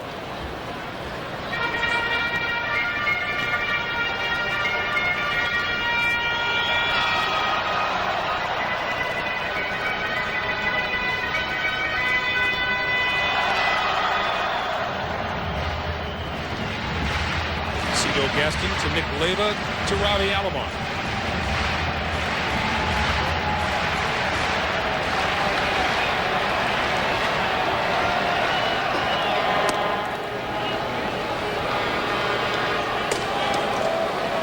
Now they're stirring. That's Jim Schwartz, the right-hander, along with Scott Radinsky.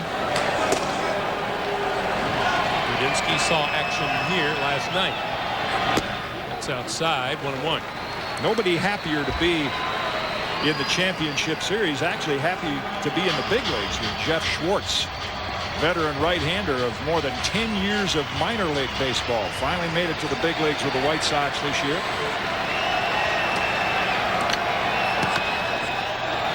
White fakes a break. Had Guillen scampering to cover.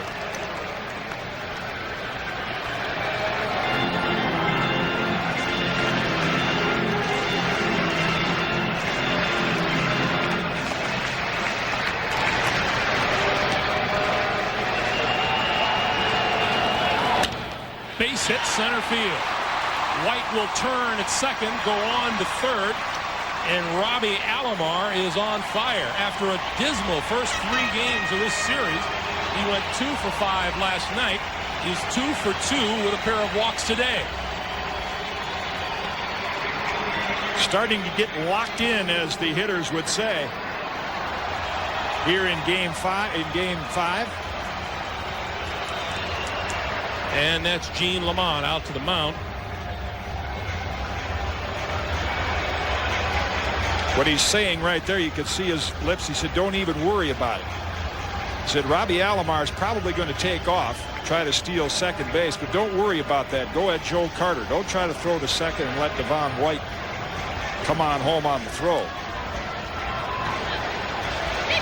We'll take this moment to remind you, the plain fact is women are buying guns like they never bought them before. Sales of the Smith & Wesson Lady Smith have doubled. It's tonight on 60 Minutes, and then Game 4 of the National League Championship Series in Atlanta. Danny Jackson for the Phillies, John Smoltz for the Braves. Here's Joe Carter. Robbie fakes the break and holds at first. Ball 1.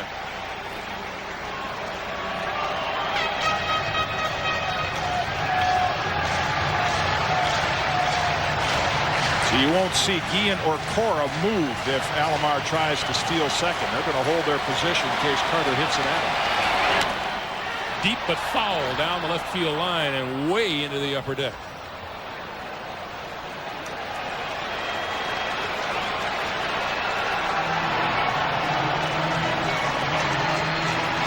The shotgun arm of Ron Karkovice all the more important, having gunned down Ricky Henderson at second.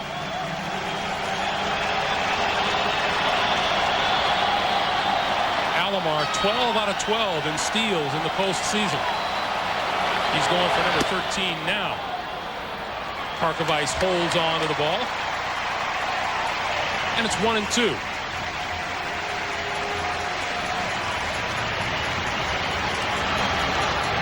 Percentage play by the Blue Jays. They know the White Sox aren't going to take a chance trying to throw out Alomar, and they get another runner in scoring position.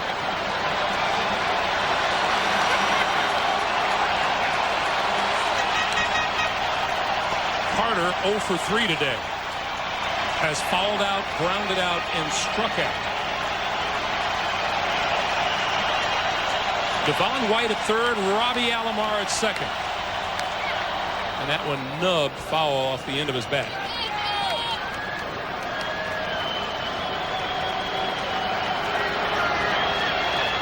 $51,375 on hand here this afternoon in Skydome. And they're having a good time so far.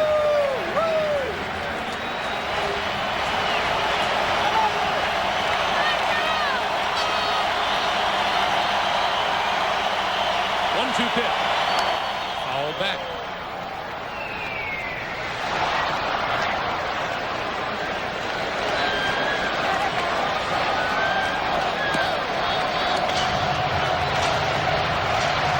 Two out, bottom of the 6th inning, along with Jim Cott. I'm Greg Gumbel. Game 5 of the ALCS, and Bo knows there's at least a Game 6 in Comiskey on Tuesday night. Another 1-2 pitch. Popped up, left side. Ventura drifting toward the seats. He won't reach it.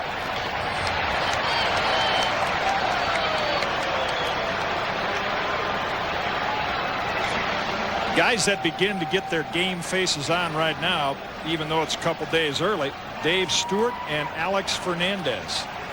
As even though they both know they're starting Game 6, situation's going to be different. At this point, they look at the scoreboard. Stewart figuring he's got a chance to pitch the game that wins it. Fernandez has to look at keeping the White Sox in the series. Loop down the left field line. Foul ball. The Jays will go back to their seats in the dugout.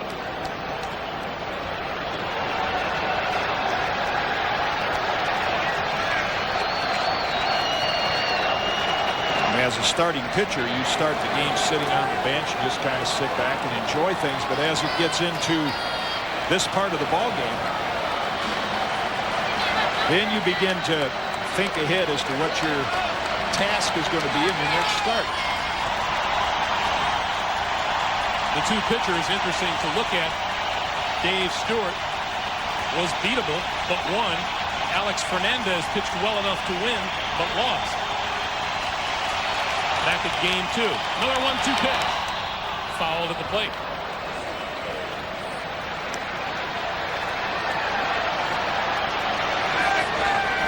No Dave Stewart on the Toronto bench or Alex Fernandez on the White Sox bench. And that's quite often the case the game before a pitcher starts.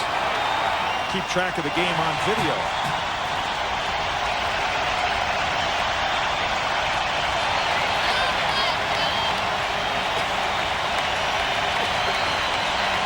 More noise from the Blue Jays crowd. Another 1-2 pitch to Carter. Got him swinging. Good at bat by Carter, but De Leon finally gets him. We'll go to the 7th inning. 4-1 Blue Jays. Coverage of Game 5 of the American League Championship Series is brought to you by Oldsmobile. Miller Lite, great taste, less filling. Can your beer do this? And by Kellogg's, the best to you each morning. Sunset in Toronto. And we move to the 7th inning. And Juan Guzman has been the man so far today for the Toronto Blue Jays. What a difference from game 1, Jim. No walks, no wild pitches. And even though he won game 1, certainly not even close to as sharp as he is here. That's why I guess you feel so comfortable if you're a Blue Jay fan looking at what's happened so far. But the Blue Jays have left 9 men on. I mean, they've squandered a lot of opportunities to add to that lead. And just a walk and a single, the White Sox can have the tie and run at the plate. Joey Cora 0 for 2. And it's 2-0. Sure, you talk to Gene LaMotta after the game, you figure it could have been much worse than it is right now. Toronto 1 in the first, 1 in the second, 1 in the third, and 1 in the fourth. Chicago 1 in the fifth on the Ellis Burks home run. And it's ball 3. White Sox have managed just 2 hits. In addition to the Burks home run, Ozzie Guillen singled with 1 out in the 6th and was doubled off first base on the line drive by Tim Raines. 3-1. Frank Thomas will be next.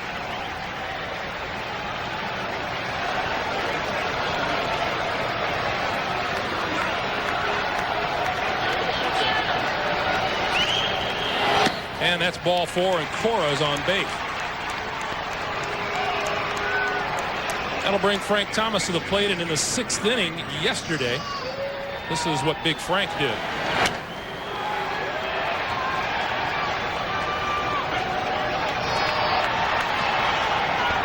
The big hurt. Todd Stottlemyre recognized that sound as soon as contact was made. You saw him look down at the ground. First base on balls given up by Guzman today. With strike 1, and with each additional base on balls, the Chicago White Sox set an ALCS record now. That's the 26th of the series. But the first allowed by Guzman. Thomas struck out in the first, flied out in the fourth.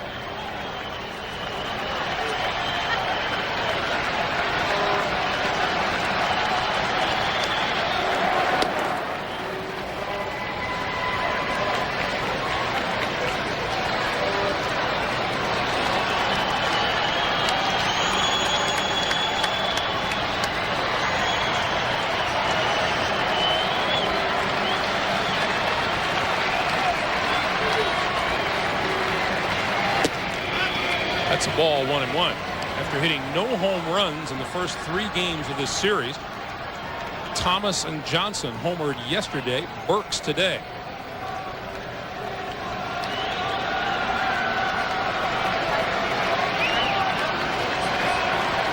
There's Lance Johnson on the right, Tim Raines on the left.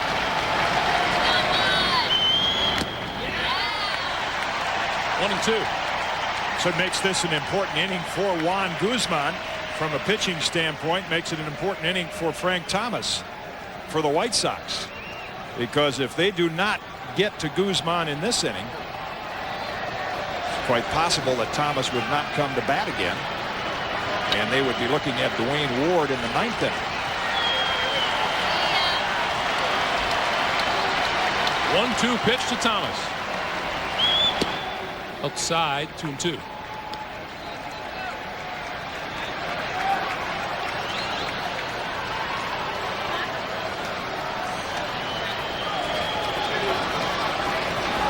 Game 5 of the American League Championship Series will be in Comiskey Park in Chicago Tuesday night for Game 6.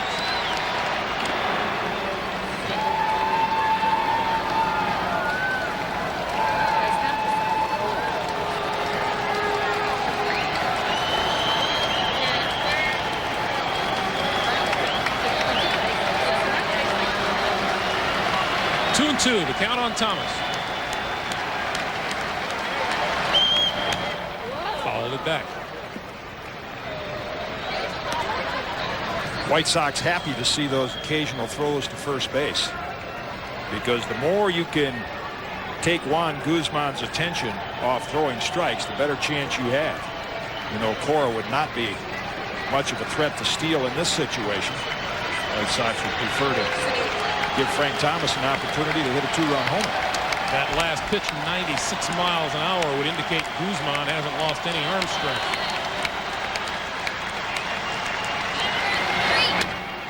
Foul ball.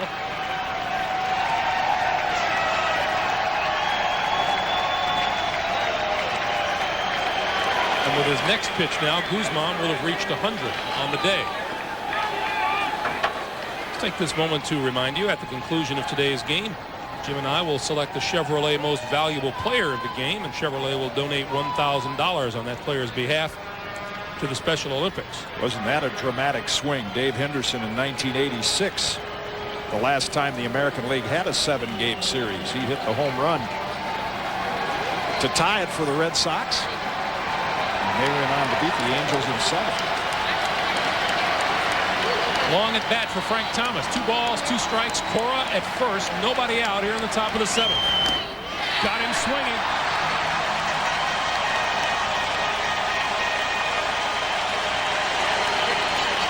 Fifth strikeout of the day for Guzman, and the second time he's gotten Thomas. And perhaps his most important one.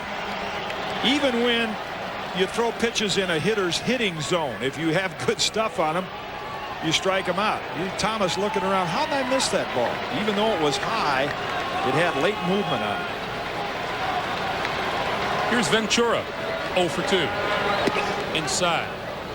Guzman's 5th strikeout, but his first since the 3rd inning.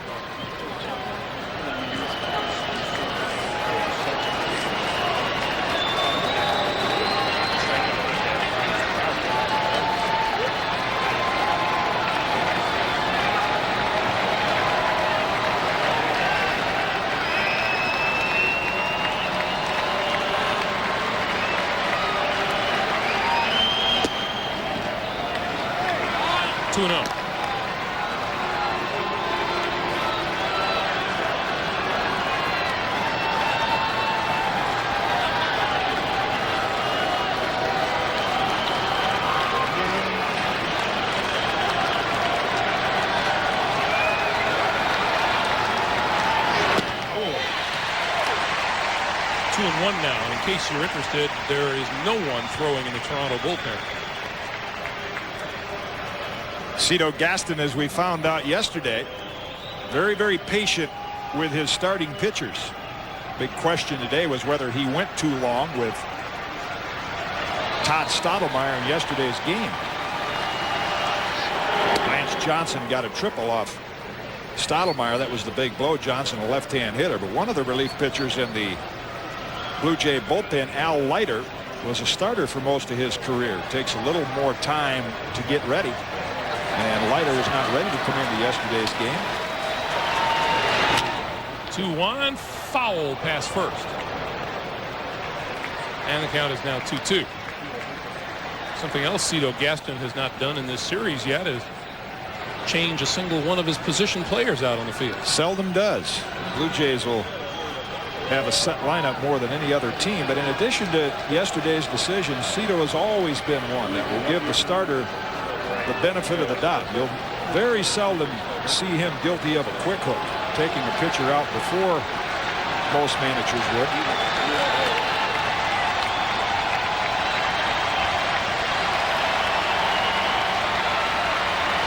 Two pitch. Chopper. Olerud to second for one. Back to first. No, double play. Kaiser says he missed the base.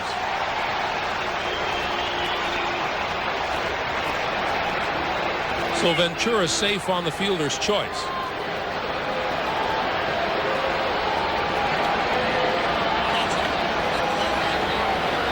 The end of that attempted double play. A lot of traffic at first base. And you see Olerud. That's the toughest double play to turn when the first baseman has to make the throw and then retreat. Really, it's the pitcher's job to get over there and become the first baseman. Guzman just coming into your picture didn't get there soon enough.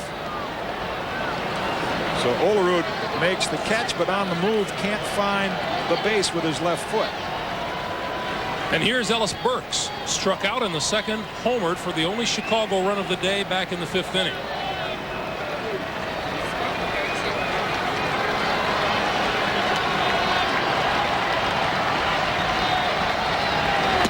Ball one. Kitty, you're talking about Cito Gaston's philosophy with his pitchers. You think his philosophy would change if he did not have the kind of hitting ball club which would allow him to go longer with his starters? I think it would be more what he has in the bullpen. The Blue Jays over the years, when Tom Hinkie was here, Dwayne Ward was a setup man, Mike Timlin was healthy. They had a deep bullpen, guys that you could go to and have confidence in the 6th and 7th inning. This year's team has been just the opposite of Blue Jay teams in the past. It has a good lineup, but I think Cito is hesitant to go to that bullpen because they have failed so many times this year. Even though Dwayne Ward has had a great year, he's blown several of Juan Guzman's starts. 4 to be exact. Guzman with the 14-3 record could well have won 20 games with an effective bullpen.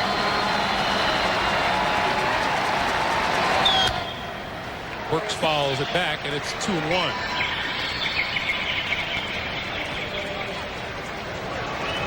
Back in the 1st inning, John Olerud hit one to the wall.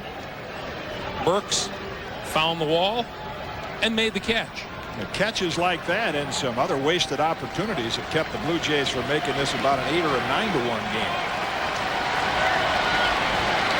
Which it could easily be. 2-1. Hit hard, base hit. Past Fernandez. Ventura stops at second. And as Bo Jackson steps in, he's the tying run at the plate. Good day for Ellis Burks, getting 2 hits off Guzman. And just like that, with a walk and a hit, you get the tying run to the plate. And a guy who, if you make a mistake, could tie it in a hurry. Almost hit one his last at bat. Ellis Burks was saying before the game he had a base hit in the 2nd inning last night in the hole. And this base hit, another example. If we were back in Chicago on the natural grass, those are outs. He doesn't get a base hit, but the turf helps it through. And here is Bo.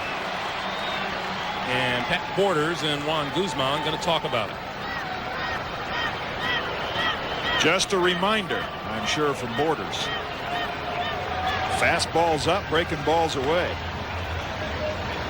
This is only the 2nd time in this game Guzman has faced more than 3 hitters in an inning. Tony Castillo, the lefty, Mark Eichhorn, the right-hander. For the Blue Jays, Jackson grounded to second in the 2nd inning and hit a fly ball to the wall in the 5th. Strike one.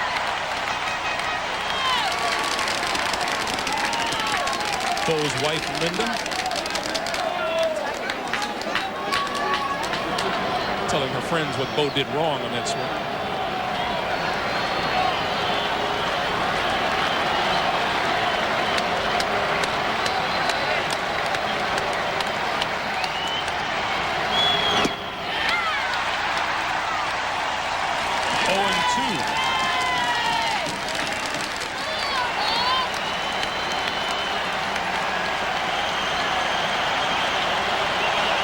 heard David Cohn say you can go up the ladder, high, a little higher, and chances are that's what Guzman and Borders might try here.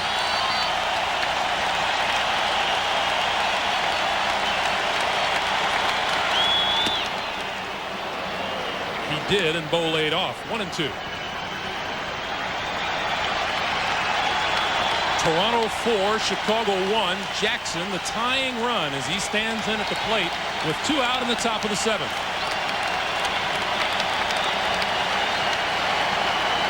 And Bo wants a moment.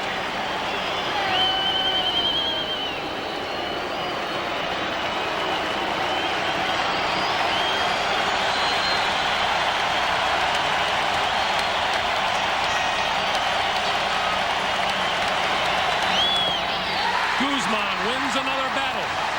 Jackson out on strikes for the first time today, and we'll go to the last of the 7th inning.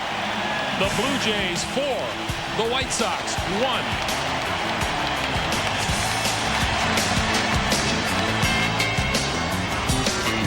Home half of the 7th inning, and John Olerud looks at ball 1 from the new Chicago pitcher Scott Radinsky, who put in some time as one of the relief corps last night and did a good job for Gene Lamont. Again, Gene Lamont saw what happened last inning. The White Sox did get the tying run to the plate, so he matches up lefty against lefty. De Leon pitched well, just allowed 1 run. 2-1 now to Olerud. Radinsky making his 3rd appearance in the LCS. He's pitched a total of an inning and has allowed no runs and no hits. That's tight. It's 3-1. Not much of a polished pitching motion from Scott Radinsky, but it's been very effective. Always pitches from the set position, even without anybody on. And Olerud is on. Take a look at how the last inning ended. A perfect pitching sequence by Guzman. After the high fastballs, there's that down-breaking slider. And it was Bo's big moment as his wife Linda looks on.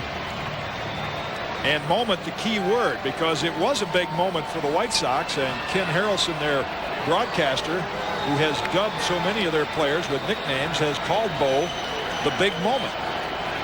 Because no matter how many times he strikes out, he continues to come up in those situations where he can hit a home run in a dramatic situation. Radinsky having trouble finding the plate now. Ball 1 to Paul Molitor. Olerud on at first base for the 5th time in 7 innings. The Blue Jays have gotten their leadoff man aboard. Broken bat down to 3rd. Ventura to 2nd. Corners relay. Not in time. 37 years of age. Mr. Molitor shows again and again he can get up the line.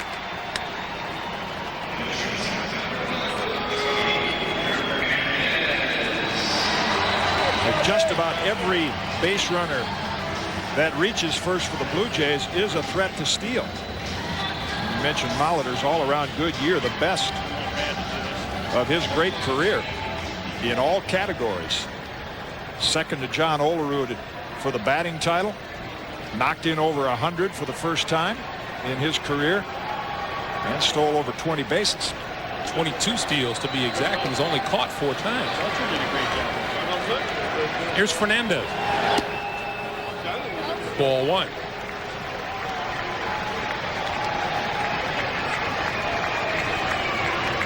I think what Cito Gaston saw in last inning with the White Sox getting the tying run to the plate, he said that's 3-run lead is not comfortable. He's got to do something here to try to generate, try to manufacture another run, possibly a hit-and-run play. There's a base hit into right field. Molitor will take the turn at 2nd. Burks comes up throwing. The play at 3rd. Cut off. 1st and 3rd for Toronto.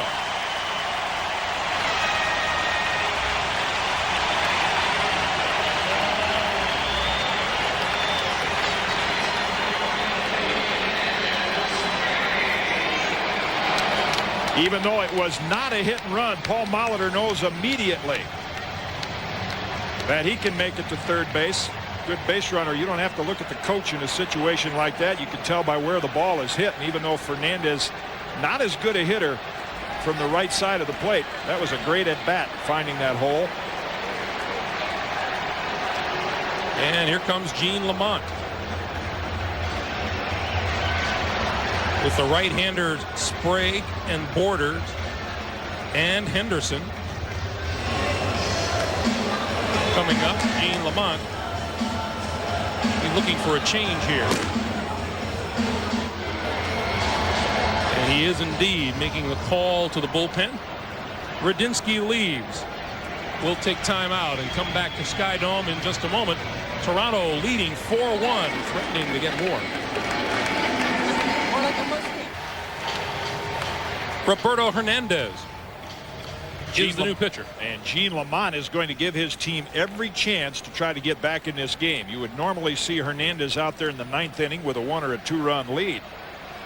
But he has seen all the opportunities Toronto has squandered. So he's treating this like a save situation. Day off tomorrow. Hernandez could come back on Tuesday night very easily. Ed Sprague, the hitter. Ball 1. Olerud began this inning with a walk. Molitor forced him at second. Fernandez singled. Molitor moved to third. Runners at first and third for the Blue Jays, and 1 out here in the last of the 7th. 1-1. Ed Sprague probably saying all these situations that I've had a chance with 2 out. I've ended all the rallies. Now I've got a chance with 1 out. And what do? They bring the closer in, their best pitcher out of the bullpen. Fastball in the mid-90s with a good forkball. Line in the left center field. Base hit. Run scored. Fernandez goes to third. And Ed Sprague says, "Take that, you naysayers."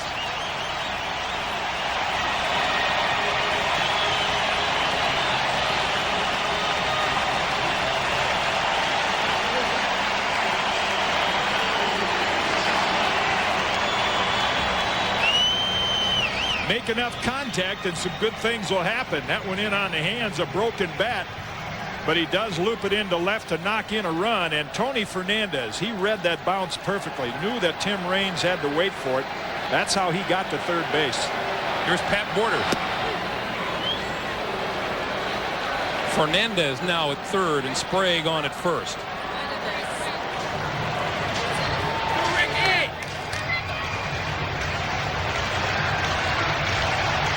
Hernandez, the 4th pitcher of the day for Chicago. Jack McDowell started. De Leon came on in the 3rd, Radinsky in the 7th, and Hernandez here in the 7th. 0-2 now.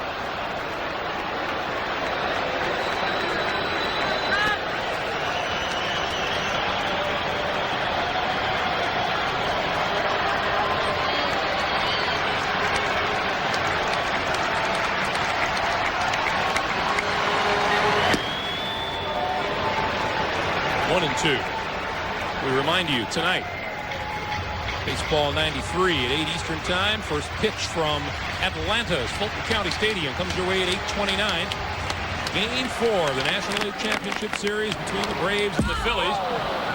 And that's a foul ball as Borders throws his bat at it.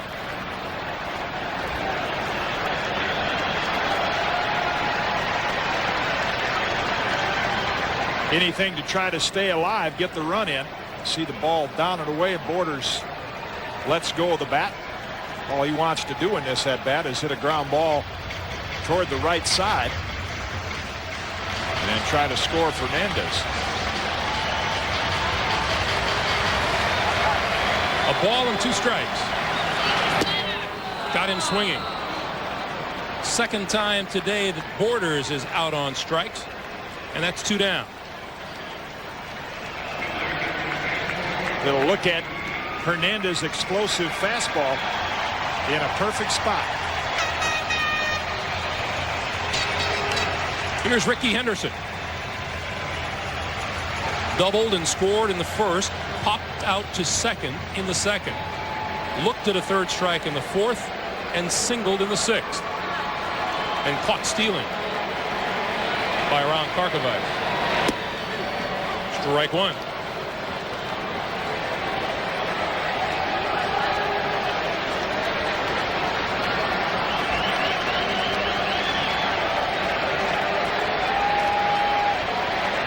A quiet Chicago bench.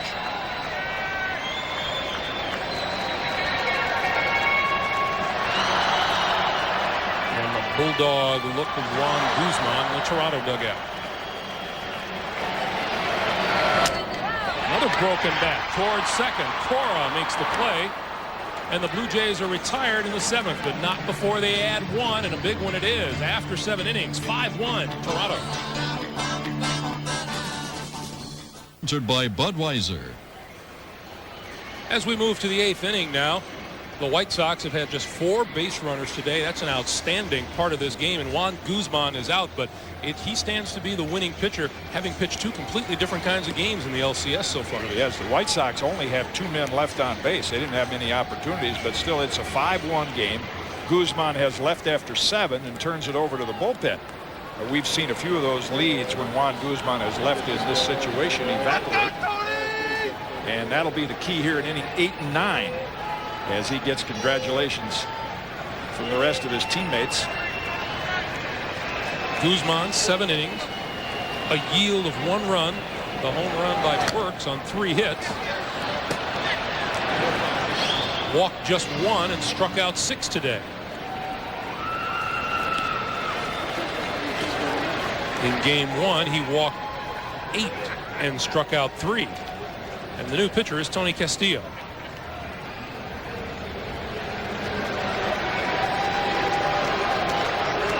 Left-hander acquired from the Atlanta Braves.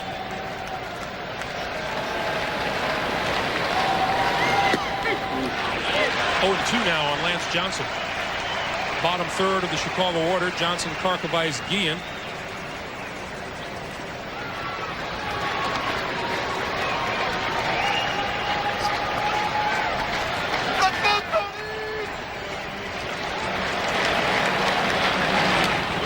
Foul ball. With Guzman coming out after 7 innings, it makes you wonder whether Cito Gaston is looking ahead. He seldom brings his pitchers back on 4 days, and especially if they're a power pitcher like Guzman. But should this go to 7 games, Guzman pitched an effortless game. The pitch count was not that high, probably ended with what, 115 or somewhere in that area. Sharply, but right at Fernandez at short. 1 out. That might be in the back of Cito's mind. If it goes 7, maybe Guzman is the guy I bring back on Wednesday night. So I'll take him out after 7 innings. Guzman doesn't have a history of completing games. 84 career starts, just 4 complete games.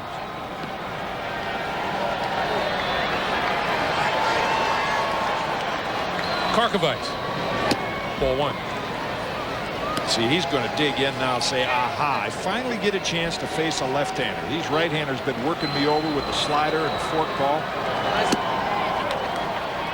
And he gets a left-hander who won't throw him a strike. 2-0.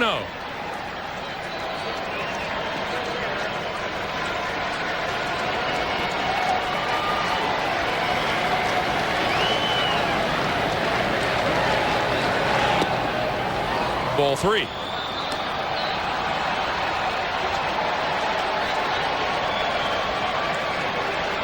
Karkovic hitless in 14 trips to the plate.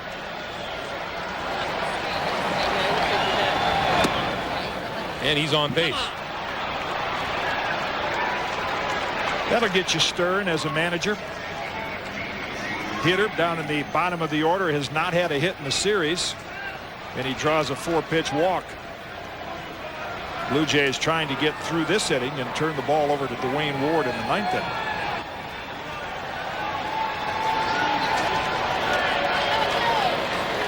Here's Ozzie Guillen, who has 1 of the 3 Chicago hits.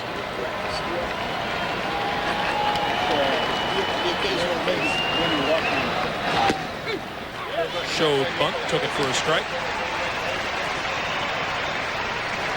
Dwayne Ward and Pat Henkin, the game 3 starter. I would think he's just getting a little exercise in, not pitching to come into the game. Hempkin, that is.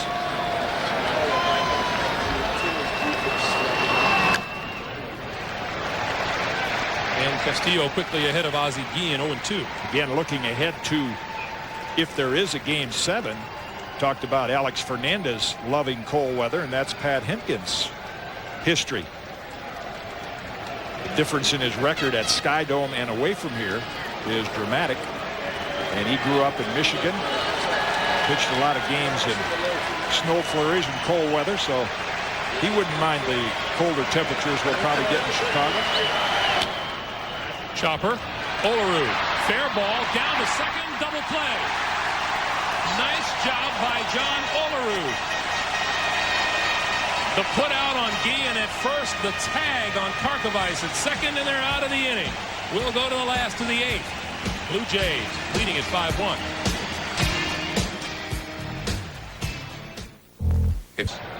With the unassisted putout. For those of you expecting to see 60 minutes, I'm Greg Gumbel along with Jim Cott. You're watching Game 5 of the American League Championship Series between the Chicago White Sox and the Toronto Blue Jays. 60 minutes will be seen immediately after the game.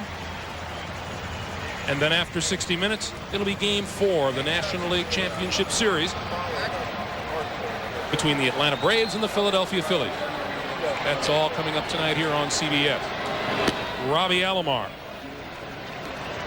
A walk in the first, a walk in the third, an RBI single in the fourth, and another base hit in the sixth.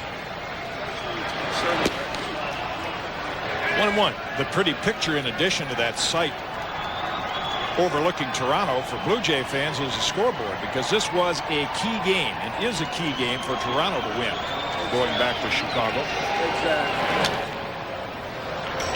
As much trouble as Jack McDowell has had with this lineup, Alex Fernandez has been successful. 4 starts during the regular season, including 3 wins. And the game you referred to a while ago, he pitched well enough to win in Game 2. So the White Sox have 2 outstanding pitchers to throw at Toronto in Game 6, and should it go Game 7, Wilson Alvarez. There's another base hit for Alomar. His bat is snoozing no more. Blue Jays scored in each of the first 4 innings. A Jack McDowell error contributed to the one in the first. Ed Sprague's sacrifice fly in the second. John Olerud's RBI single in the third. And Robbie Alomar's base hit in the fourth. Ellis Burks homered for the first Chicago hit in the 5th inning, and then a base hit by Ed Sprague plated Olerud in the 7th inning. Here's Carter. Strikeout victim his last 2 trips to the plate. Alomar with 2-3 steals already today on at first.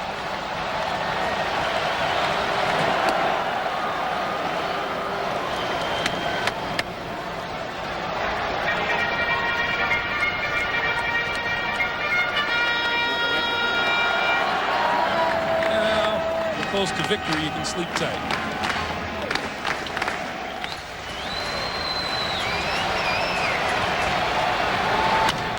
There's a base hit. And Joe Carter, the last Blue Jay in the lineup without a hit, gets one today.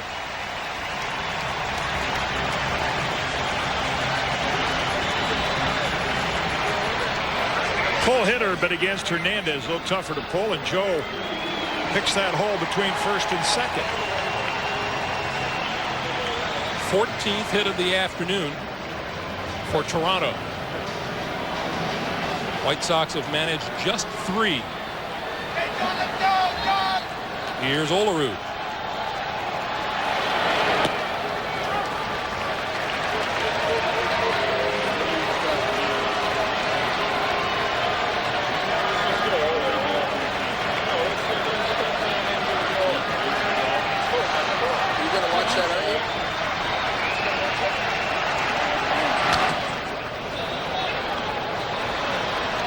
One now.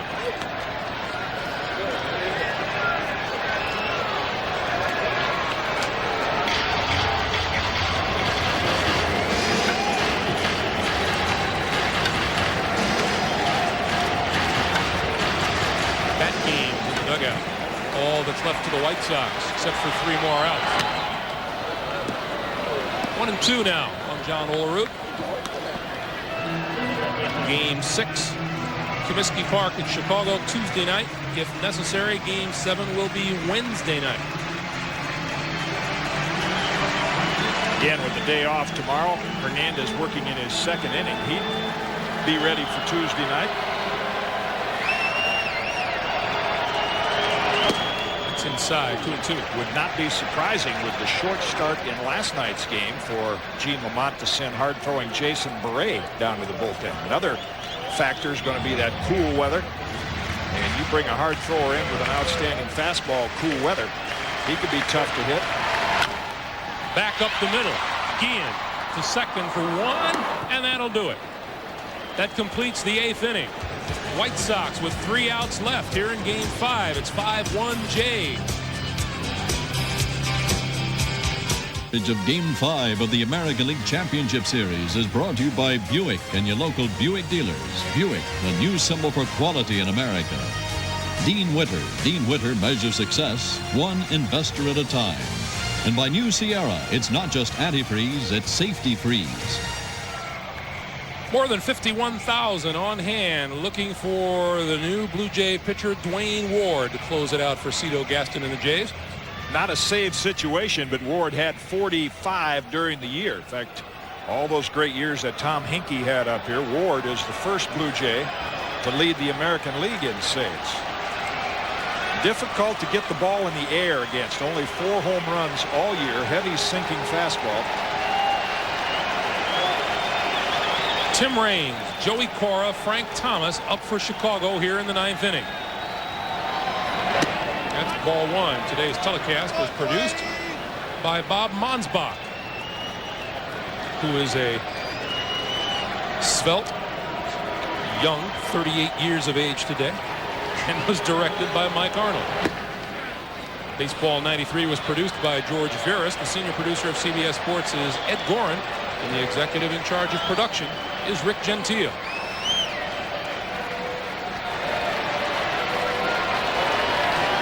The 2-0 pitch to Raines. 2-1. That extra run, the 5th run that the Blue Jays got. That now means that Frank Thomas cannot come to the plate and represent the tying run.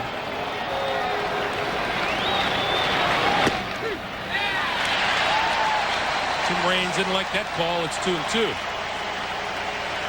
Remind you, coming up next, once this game is over, 60 minutes in its entirety. And then from Atlanta, Game 4 of the National League Championship Series between the Braves and the Phillies.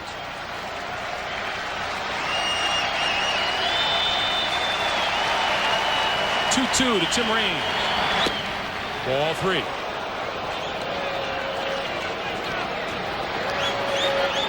Object for White Sox hitters, Raines and Cora. Try to take as many pitches as possible and hope you can draw a base on balls and get the heart of the order to the plate. Lined into right field, base hit for Tim Raines.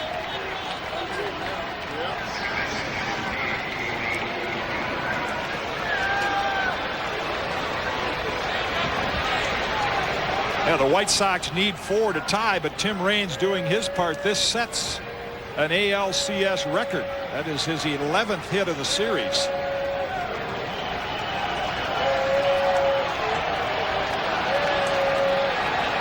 And Raines with a 1-for-4 day. Here's Joey Cora. Only the 4th hit for Chicago today. Strike 1.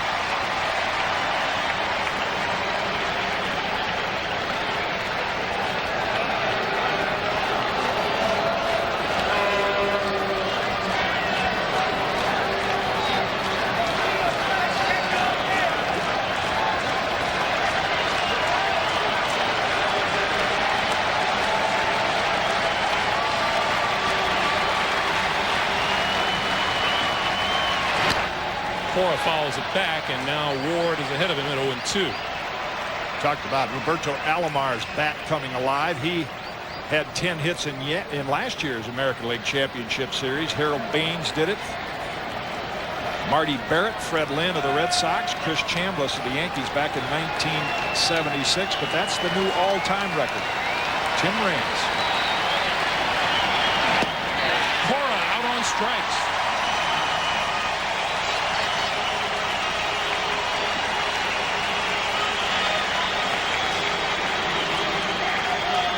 To go along with a good sinker, a hard slider.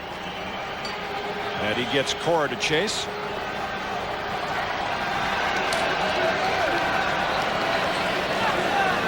Seventh strikeout by Toronto pitching today, the first by Dwayne Ward. Here's Frank Thomas, hitless in 3 trips to the plate, including 2 strikeouts and a good fastball for a strike. Fred McGriff and company. The Atlanta Braves hosting the Phillies. After 60 minutes tonight, first pitch now scheduled for 8:39 p.m. Eastern Time. 0-2.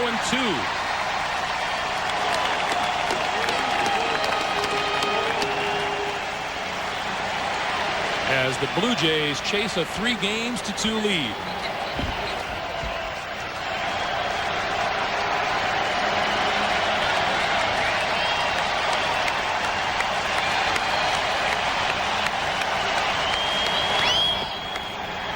Did he hold up? Ken Kaiser says he did down at first, and dares you to argue with him.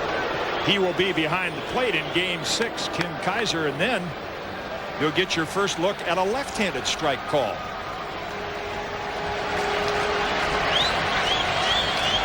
Thomas holds up just in time. 1-2 pitch. Third time tonight.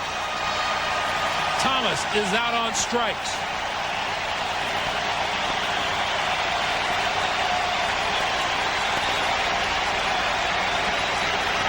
The Blue Jay pitching has dominated today. Not only Guzman with the hard slider, but now Dwayne Ward.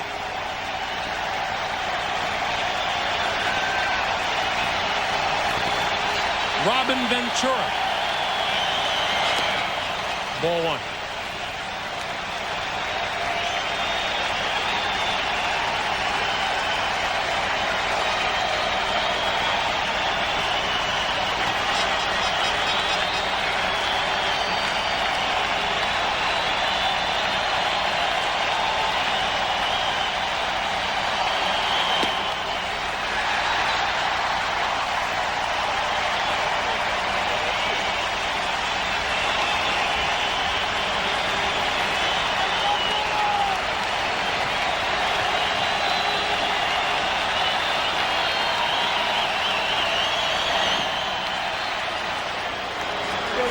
He held up on that swing, and it's 2-1.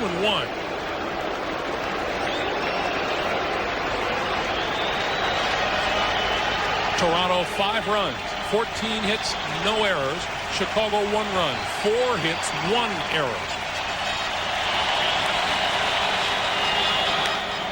Hit deep to right field, way back and gone. Robin Ventura, 2-run homer, quieting the crowd and cutting the lead to 5-3.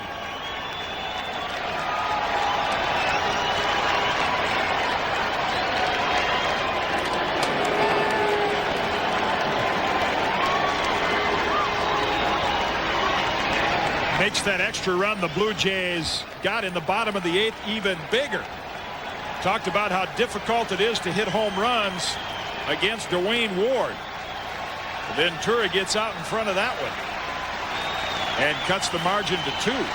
Here's Ellis Burks, who homered back in the 5th. Inside corner for a strike.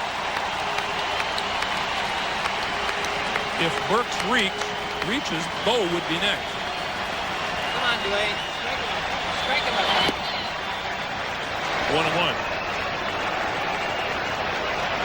He may have another chance at that big moment.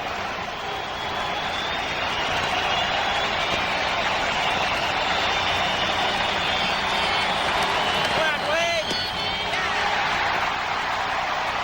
1-2.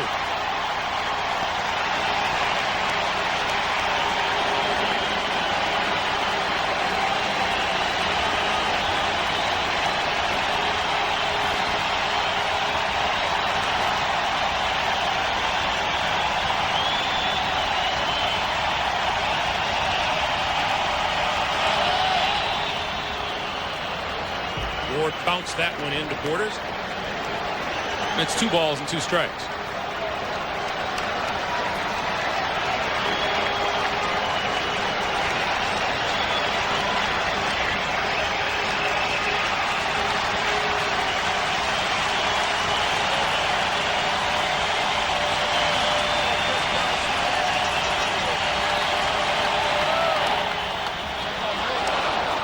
Full count.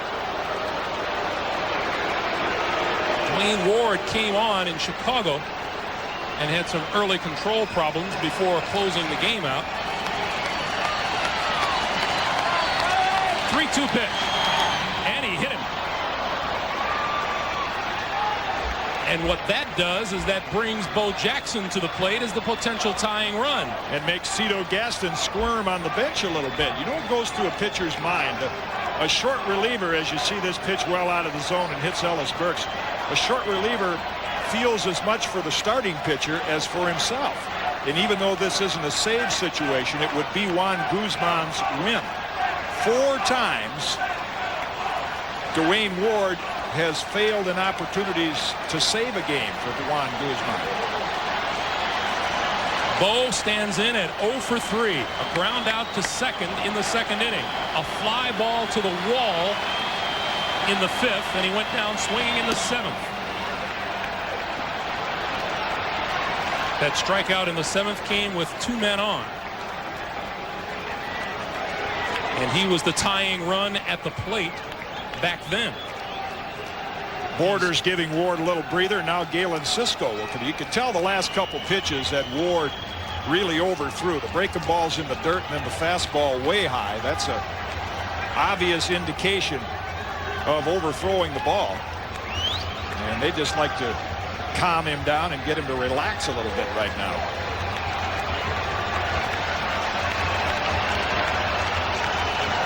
Bo has not had a great deal of success this year against Toronto.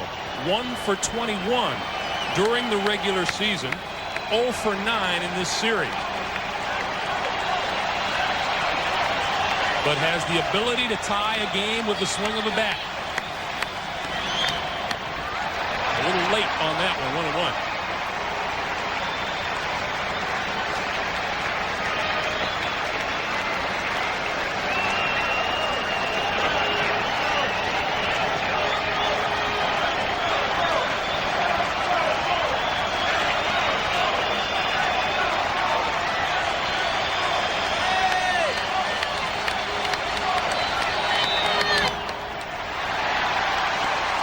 And that's the one that Bo Jackson wanted badly.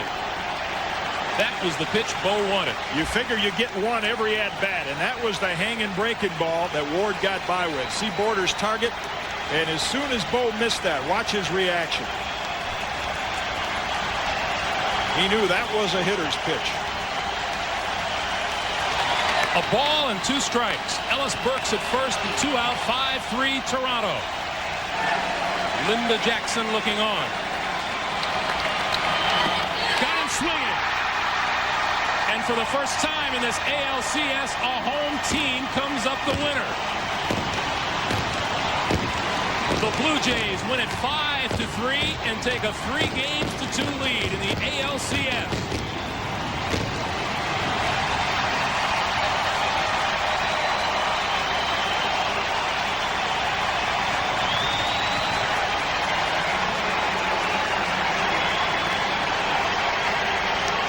Dwayne Ward's last pitch of the night gets Bo Jackson.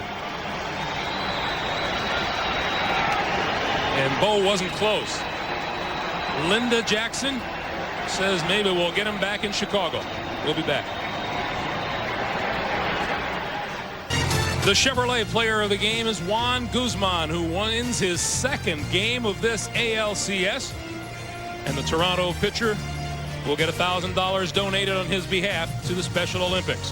For Jim Cott, I'm Greg Gumbel saying so long from Skydome. The final score, Toronto 5, Chicago 3. The Jays lead 3-2 and can close it out. We'll see you Tuesday night from Chicago. You've been watching Major League Baseball on CBS Sports, home of the biggest games in baseball. The first 4 games of the ALCS, the winning team took its show on the road. Toronto won twice in Comiskey. Chicago won twice in Skydome. The White Sox, once again, visitors Sunday afternoon, with Jack McDowell vowing a better outing than his Game 1 performance. To Skydome and Rock Range, Lance Johnson batting a combined .417 through 4 games, but that's Rock going down to lead off the game against Juan Guzman. Ricky Henderson 1 for 15 through the first 4 games. At second with the leadoff double, McDowell promptly throws it into center field. Rick comes in, 1-0. Jays would go up 2-0 in the third with Robbie Alomar at third against McDowell. He's still struggling, facing John Olerud, who makes him pay. 3-0 Jays with a base knock. They got another one in the fourth. And you will see 4 1s, 4 0s. McDowell, 2 1/3, 5 hits, 3 runs. Guzman retiring 13 straight until Ellis Burks gone. Perfect game gone, no-hitter gone, shutout gone. 4-1 Jays. In the 7th, runners at first and second. Guzman against Bo and gets the whiff to end the inning. Guzman looked exceptional in the 9th. Dwayne Ward in relief. 2 outs, Ventura with a man aboard, and it's suddenly 5-3 Jays. Next batter is Ellis Burks. Ward plunks him. That brings Bo Jackson to the plate, representing the tying run. Cito looked nervous. No, the whiff. Say goodnight. Blue Jays win it 5-3, taking a 3-2 lead in the series. Guzman has not lost since July 20th. And, of course, coming into this series, everybody talked about Chicago's pitching. Toronto with Guzman and Stewart looked awfully impressive. Guzman, 3-hit ball for 7 innings. He's 5-0 in his postseason career. Following the game, Guzman compared Game 5's performance to Game 1's. I was trying to beat Tufan my last game. I said, I ain't going to beat Tufan anymore. I just going to, if they're going to hit me, they're going to hit my best stuff. I'm going to go just right at him, and that's what I did today. It's more disappointing for, the people in this clubhouse who are probably looking for me to come out and have a big performance, and I didn't. And that to me is the thing that hurts the most. But now I gotta take a step back and hope that they come out and pick me up. McDowell is following a similar road traveled by the previous 2 American League 20-game winners who pitched in the postseason. He's 0-4 against the Jays this season, 0-2 during the last week. And, of course, during the regular season, McDowell, to his credit, wanted to go the distance. He took a lot of pressure off that Chicago bullpen. It's starting to catch up with him now. A career 3-8 record against the Blue Jays. McDowell has lost to Toronto more than any other team in his career. He is the